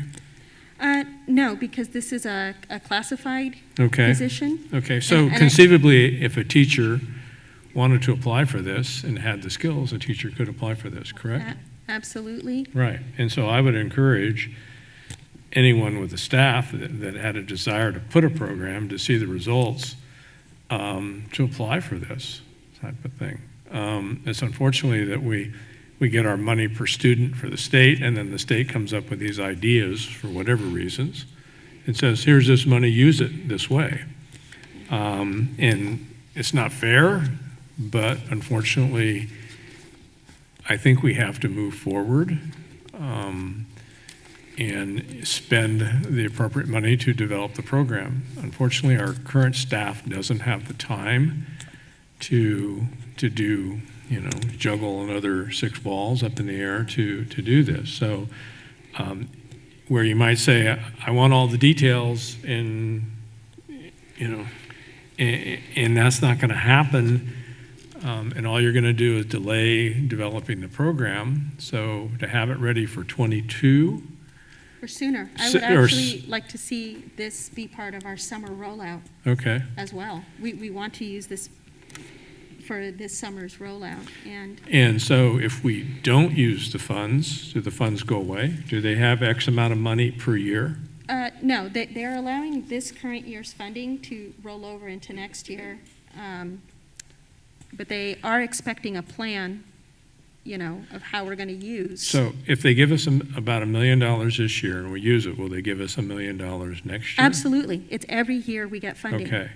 Yep, every year we get, it's not $1 million, it's every year we're going to get $1 million or more. And it's every year it increases. restricted money Just only for for after-school after-school programs. Yes, and in my last 2 districts, this was a certificated director level position at about $140,000 Okay. in my last 2 districts.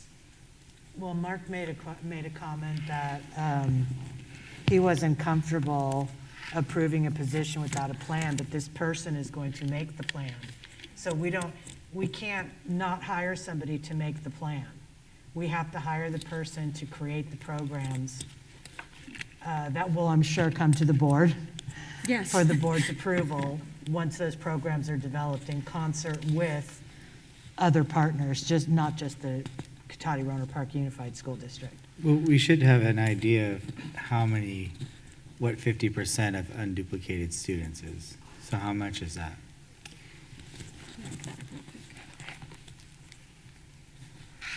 Because it's specific grade levels. It'll take me a minute to find that. Just the total for the program, right?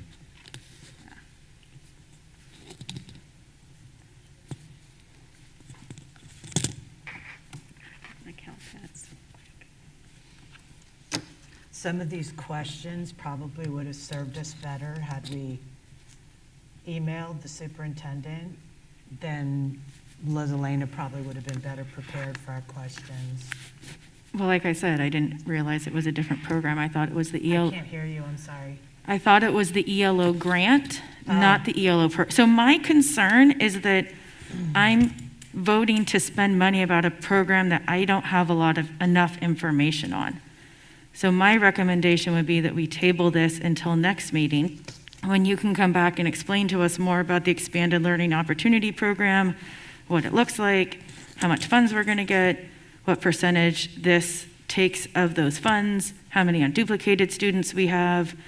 I just feel like we're approving something that I don't really know what the big picture is. Just a comment, I respect your opinion, but sometimes you have to go out, and let staff do things and do this, and not micromanage it. And I don't want to be derogatory and say we're sticking a stick in the spoke to stop things, but this program needs to go forward, and the sooner we do it, the more it will benefit our students. We feel we're a little behind. Other districts in our county have gotten things going, and it's going to be a pull for enrollment. The sooner districts can express to the public what they're doing for after-school programming, parents are going to get to make a choice. They'll go there. And I want them to pick us because we can articulate a well-developed after-school program. Other districts understand that as well. So the impact to enrollment is also a concern. The more we wait on getting something rolling. I have supervised in my previous districts the person who runs these programs. And I want to develop something in our district absolutely stellar for after-school programming.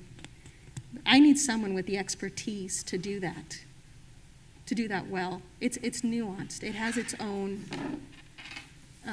after-school programming needs to be so engaging because the kids are tired and you have to re-engage them after the school day. And it takes someone that understands that and how to motivate the type of staff that works in those programs as well, which tend to be like college students. So this person could go out and help recruit the positions that we need. And I would love to see us get the ball rolling in June. So, it's roughly 1,000. Wait, go ahead, John. Thank you. I'll pull up the report right now. So, I'm sorry I don't have this completely accurate, but the total unduplicated student count at the elementary schools is 1,137. And if I take 47% of our sixth graders, which is our unduplicated count percentage, that's another 205 kids, so 1,342 kids are unduplicated between kindergarten, TK, and sixth grade. So if we have to serve over half of this At number, least, yes. yeah, so that's That was this year's call, and they gave us a waiver. This year's call was that right now we would be serving half of the unduplicated kids. 700? Yes. So this is a very big, robust, this isn't a couple kids at a couple No. different schools. This is huge. That's probably bigger than some of the enrollment of our elementary schools, correct? Oh, absolutely. Yes. Our biggest Yeah, elementary, yeah. so this is a very And it's big- coordinating nutrition. and different multiple facilities. sites at the same time. So basically, you're running a size school, but at multiple locations. Yeah, and that was part of the governor's plan, was that so many parents can't work because they can't afford daycare. So therefore, they stay home, which is great for people that can afford it. But there are a lot of people, you know, if you're going to pay $1,800 a month for 2 kids full-time in daycare, it probably for most people isn't beneficial to work. So, and I think even for, you know, single parents, it's just a rough situation. So you're right, it's a big program, and it's going to take more than just the current staff we have to draw this together. So I do have a slide here in that this year, the state is funding $1.75 billion at the state level. The expectation is that this is going to grow to $5 billion. That is a slide from the Department of Education. So our agenda item tonight, if there's aren't, I'm not trying to squash other questions, but you can do questions. We've got one person that wants to table this, and I want to make the motion to approve the job description for the Extended Learning Program Manager, 12A. I will second that motion.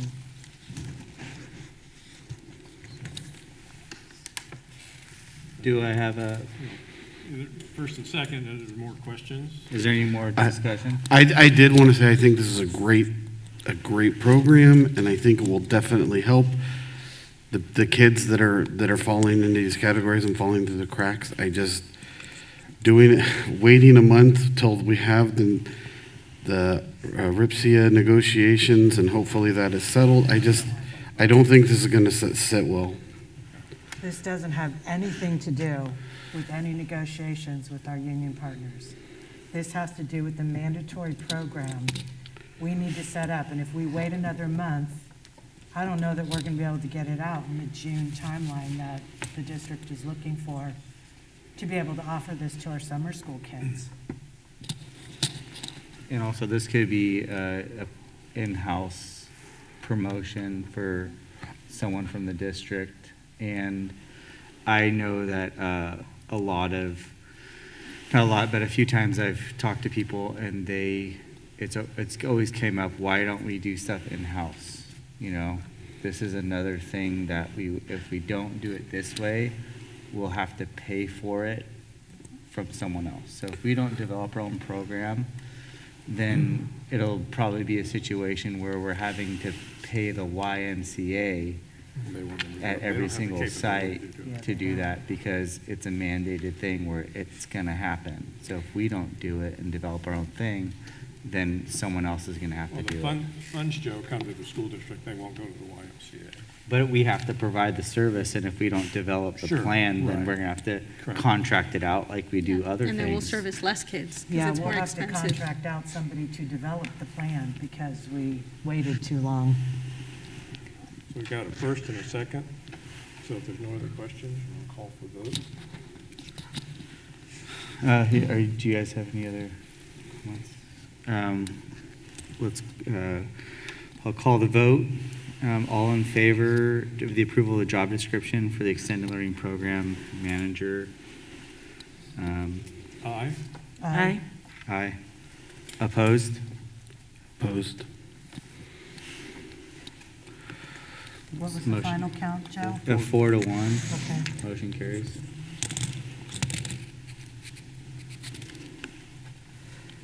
B is approval of salary schedule for Expanded Learning Program Manager. I make a motion that we approve item 12B, approval of salary schedule for Expanded Learning Program Manager. I'll second that. All those in favor? Aye. Opposed? Nay. Opposed. Motion passes 3-2.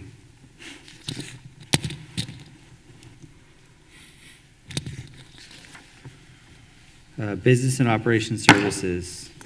Is there any public comment?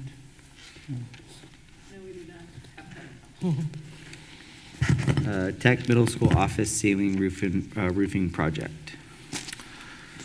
Does anyone? So this item is a discussion and approval of the bid that was accepted by Henris Roofing.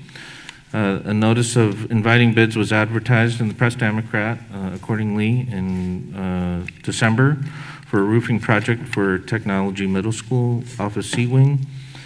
A mandatory bid walk was done with Josh, who's here today. He can comment on or answer any questions. And sealed bids were opened on January 11th, and Henris Roofing Company and Cornerstone Roofing submitted bids. Henris Roofing Company was chosen as the lowest responsive bidder. Are there any questions? Josh, was this the one that we've been talking about for over a year? 2? Can you hear me? Yeah. Yeah, this is the one that we delayed last year due to And we're just lucky it didn't rain a lot? right. Okay. We did some temporary patches on it to get it through the season. Yeah.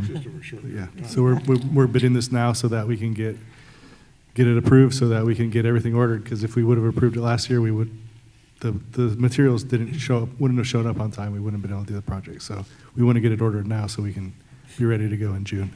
Okay.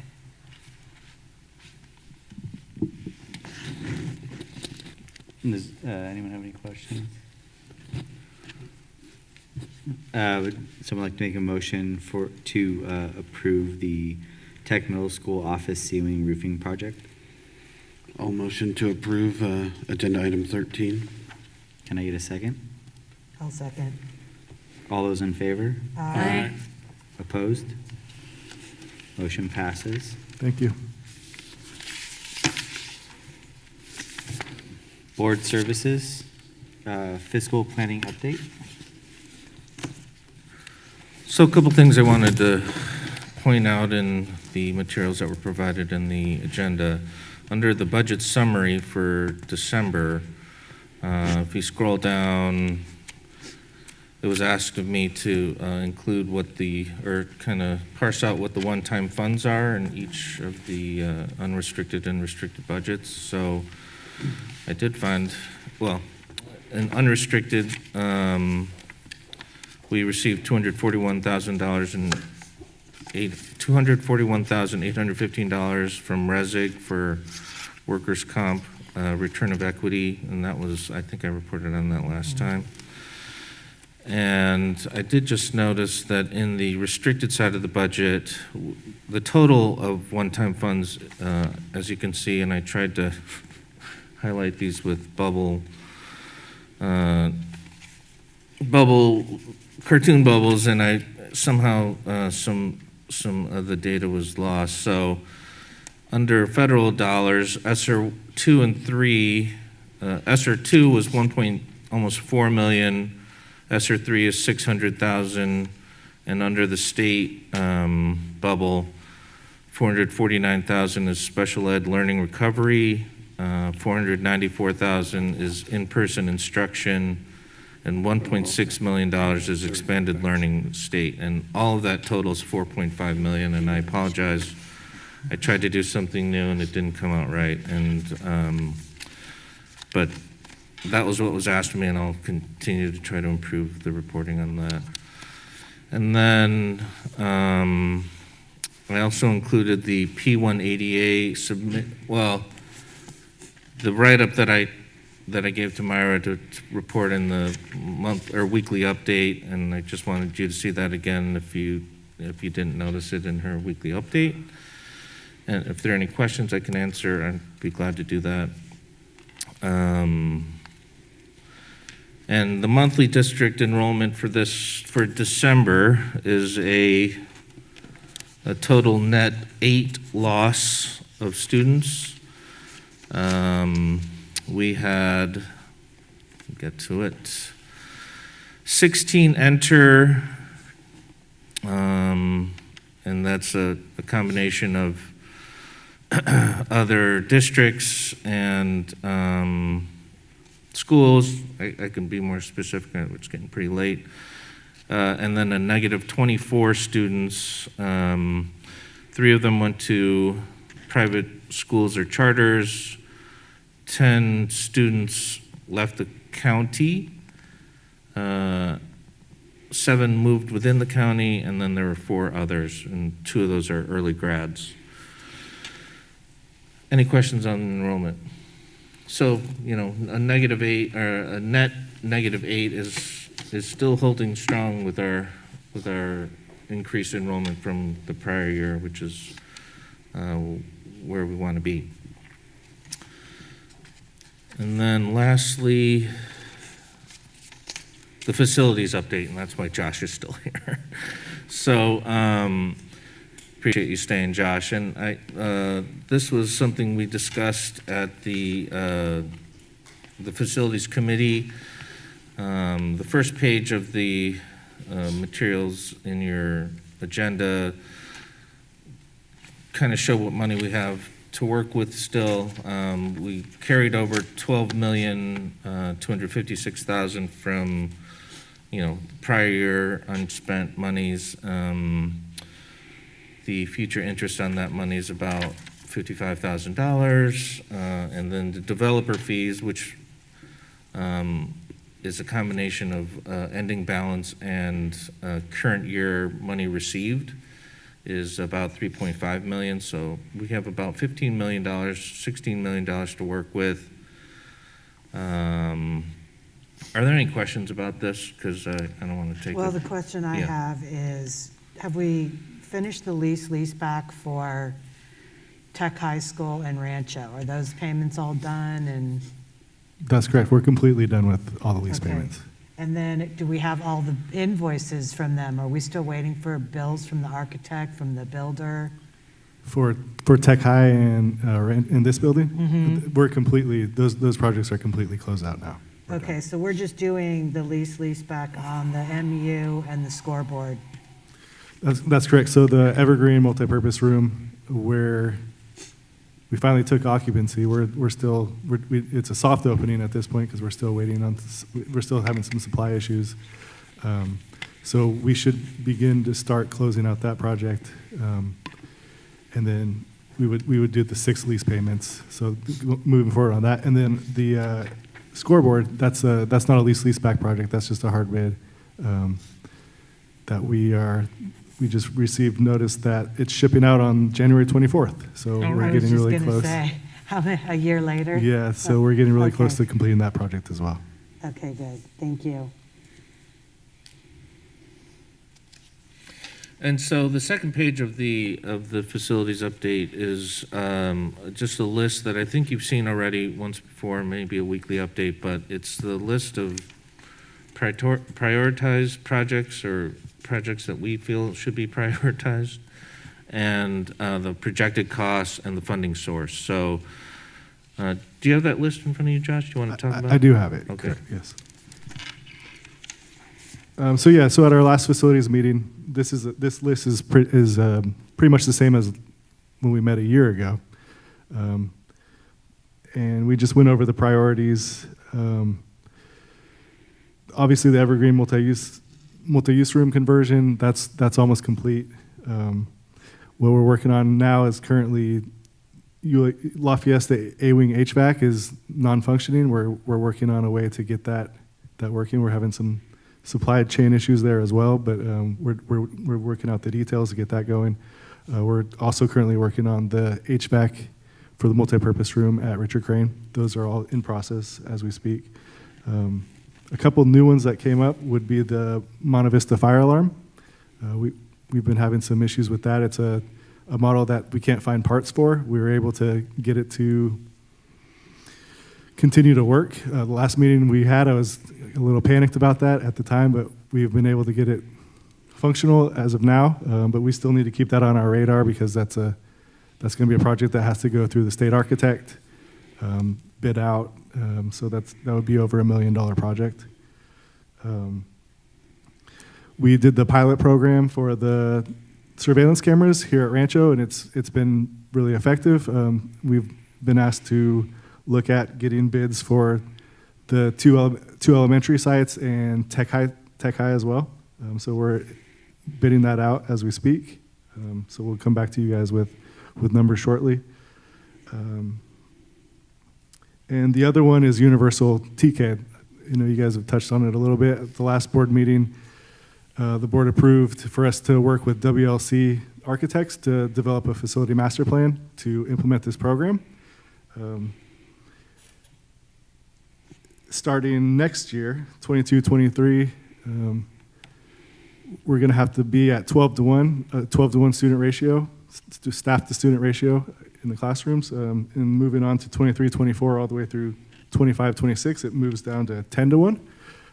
So we're working to figure out what we're going to do for next year to get the program started. We'll probably pick a couple of sites to start TK, and then we're going to be working with WLC to do a facility master plan to come up with implementation plan all the way up through 25-26.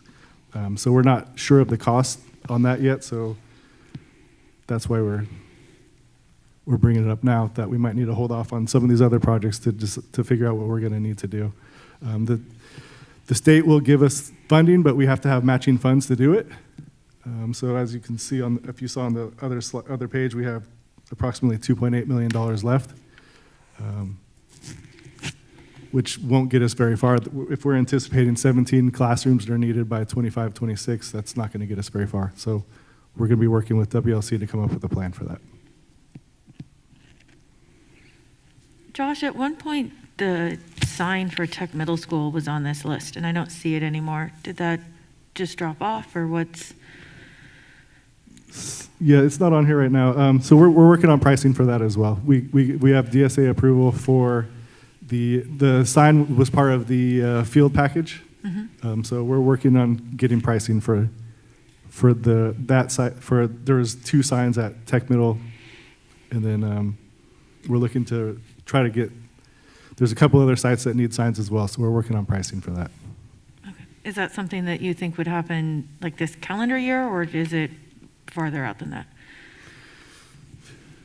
Just depends on priorities on what you guys want to do. Okay. It could get done, but the signs are fairly expensive. Okay. And just out of curiosity, what's wrong with the furniture at Evergreen that we need? It says Evergreen flooring and furniture. So that was a project that we were going to do. The furniture is extremely old. The casework is still original from the 70s. The carpet is in terrible condition. So we were working on a package to replace it all, do it in-house. But unfortunately, the universal TK is causing us to pause on that until we can figure out the costs. Okay, thank you. So right now at UELF, we don't have heat or air? An A-wing. Just A-wing? A-wing, correct. So those rooms aren't used for student instruction. Right, okay. They're not used for student instruction, but are there people in it? They go in and out. They push in and out from time to time. So we have HEPA filters, HEPA units in there that they use when necessary.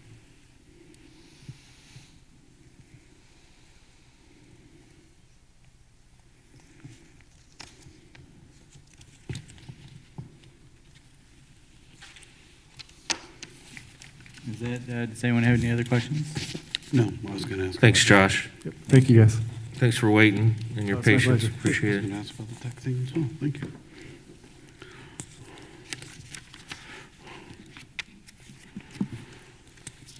Is there any other, John? That's it for me. Do you have any questions about any of the other items?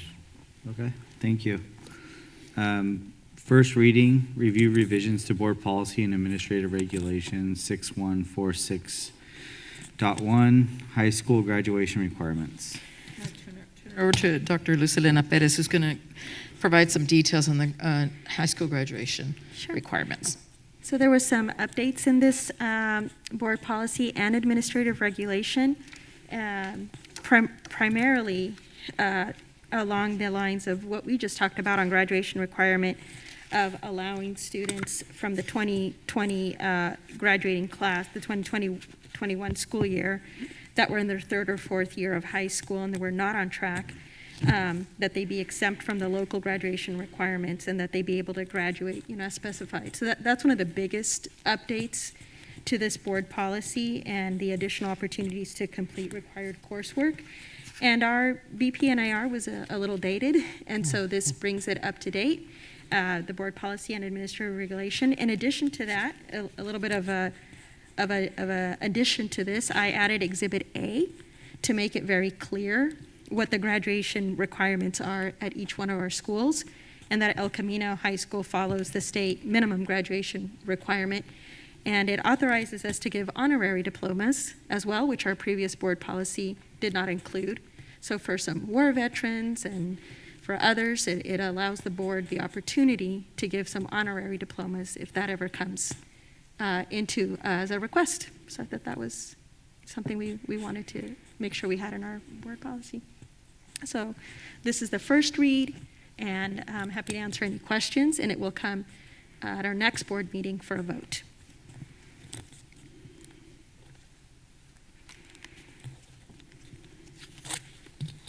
Thank you. All right. Does anyone have any questions? So, adoption of CRPUSD vision.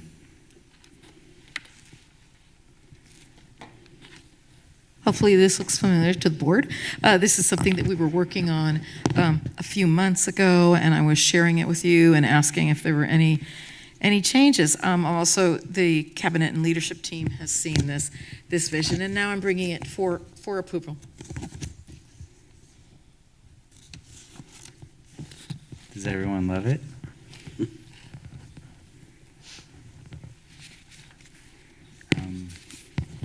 Can I get a motion to approve the adoption of CRPUSD vision statement? I make a motion to approve 14C, adoption of CRPUSD vision. Can I get a second? I'll second. All those in favor? Aye. Opposed? Motion carries. 14D, first reading, review revisions to administrative regulation 4217.3, layoff rehire. This is new legislation that moves the, provides more specificity in terms of our classified staff, and it moves it to March 15th notification, similar to our teachers. Prior to that, it was 60 days notification, and this makes it March 15th. Did I leave anything out, Director Hansen? Okay. So this is here, this is the first reading, and we're going to ask that you approve it at the next meeting. And this is something the state legislature voted on, right? And we don't have a choice? Yeah. Right, okay. this is new legislation. Okay. Any questions or discussion? 14E, acceptance of gifts and donations to schools and district. Here's our current list. We received our funding grant from Federated Indians of Green Rancheria, and then we have books for Richard Crane, and then TMS PTSA provided a Walmart. The donors Walmart of $1,200. Nice donation this month total. Can I get a motion to approve the gifts and donations? I will make a motion to approve item 14E, acceptance of gifts and donations to schools and district. Can I get a second? I'll second that. All in favor? Aye. Opposed? Motion carries. 15, any public comment? Board member reports and future agenda items. Mark, when you're done.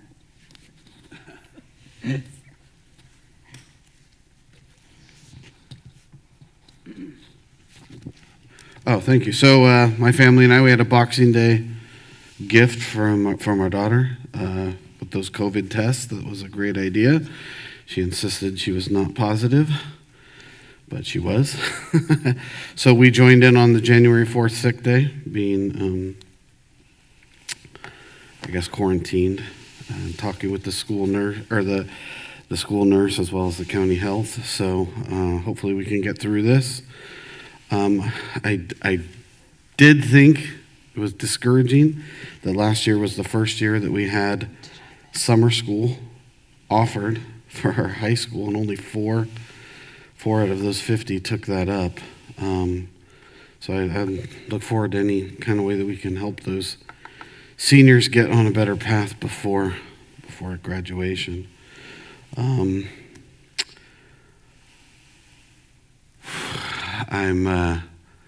glad that the teachers are exercising their right to, bring up the negotiation process. But I do wish, and I'd like to invite them, that some of them would stay a little bit after and watch the budget presentation, because I definitely think there's some disconnect there, and I think that would help. And I'm looking forward to the fact finding in 2 days, how that goes, and I think that's all.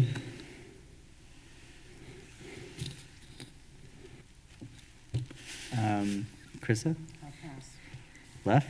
I've got an hour and a half presentation, so hold on. Oh, no, I'm going to pass. And Michelle, it's your birthday. Thank you. Happy birthday. Thank you. Do you have anything It's you'd my like to dream come true to spend the evening here with all of you. I did that last year. Yay. Yeah. Great. Now we just have to get the other 3 on the calendar, and then we're good to go. I attended the Lcap meeting last Monday. Yeah, it wasn't yesterday. Last Monday. Just want to thank Matt Marshall. He always puts together a very well-organized, well-thought-out meeting, as well as the teachers that attended and facilitated the breakout rooms. We had students attending, parents, teachers, staff. It was a really great informational session, really great input. And I'm looking forward to continuing to work on that committee and making sure that all of our students are served and make sure that everyone is able to exceed or reach their potential academically. I want to thank all the people for coming out and speaking. I understand that it's frustrating that we can't have a dialogue back and forth. And I'm especially proud of our students when they come up and talk. It's a big enough challenge as an adult getting up and doing public speaking, and I'm so proud of our students that both reach out to the board over email as well as coming up to our meetings and speak. So I just want to say thank you for that. And my only request would be maybe we could somehow, I don't know if you all have gone back and watched the YouTube videos, but the camera angle for our speakers is maybe not the most flattering of angles at times for some. So if we could, if you haven't seen it, it's kind of a rear view side angle. So if there's anything we could do to showcase our public speakers in a better. The camera angle on the people that are speaking at the podium? Yeah, just watch one of the board meetings. Okay. Well, they don't need makeup. You can't see their face at all. So just if there's anything we can do, I think it would be kind and respectful of our speakers to give them their moment in the spotlight. So, no, if you could only see my back end, I would have said something way before today. But so anyway, that's it. We had some exposures in my family, and I know. I know. I'm surrounded by it. I've been getting tested like almost like ridiculous amount. I got a trip coming up, so it's like less than weekly I've been getting tested. But anyways, my family's all good, everything's clear, but hearing other people trying to just get a test, it's crazy. People are standing in line for 5 hours, can't find testing even at Kaiser. It's just hard, and I went a few times, and I just drive to Tech Middle School, and maybe I wait in line for an hour and a half, but I got a test. And everyone's like, how are you getting tested? I'm like, I just go to the school. The district has a contract out, and right now it's a really cool service to have because a lot of people don't have that. So I'm very appreciative of that. It opened today from the government. To get 11 o'clock, my wife texted me and said, we got them, so. I did too, right away. I'll believe it when they come in my mailbox. Yeah, not very. Yeah,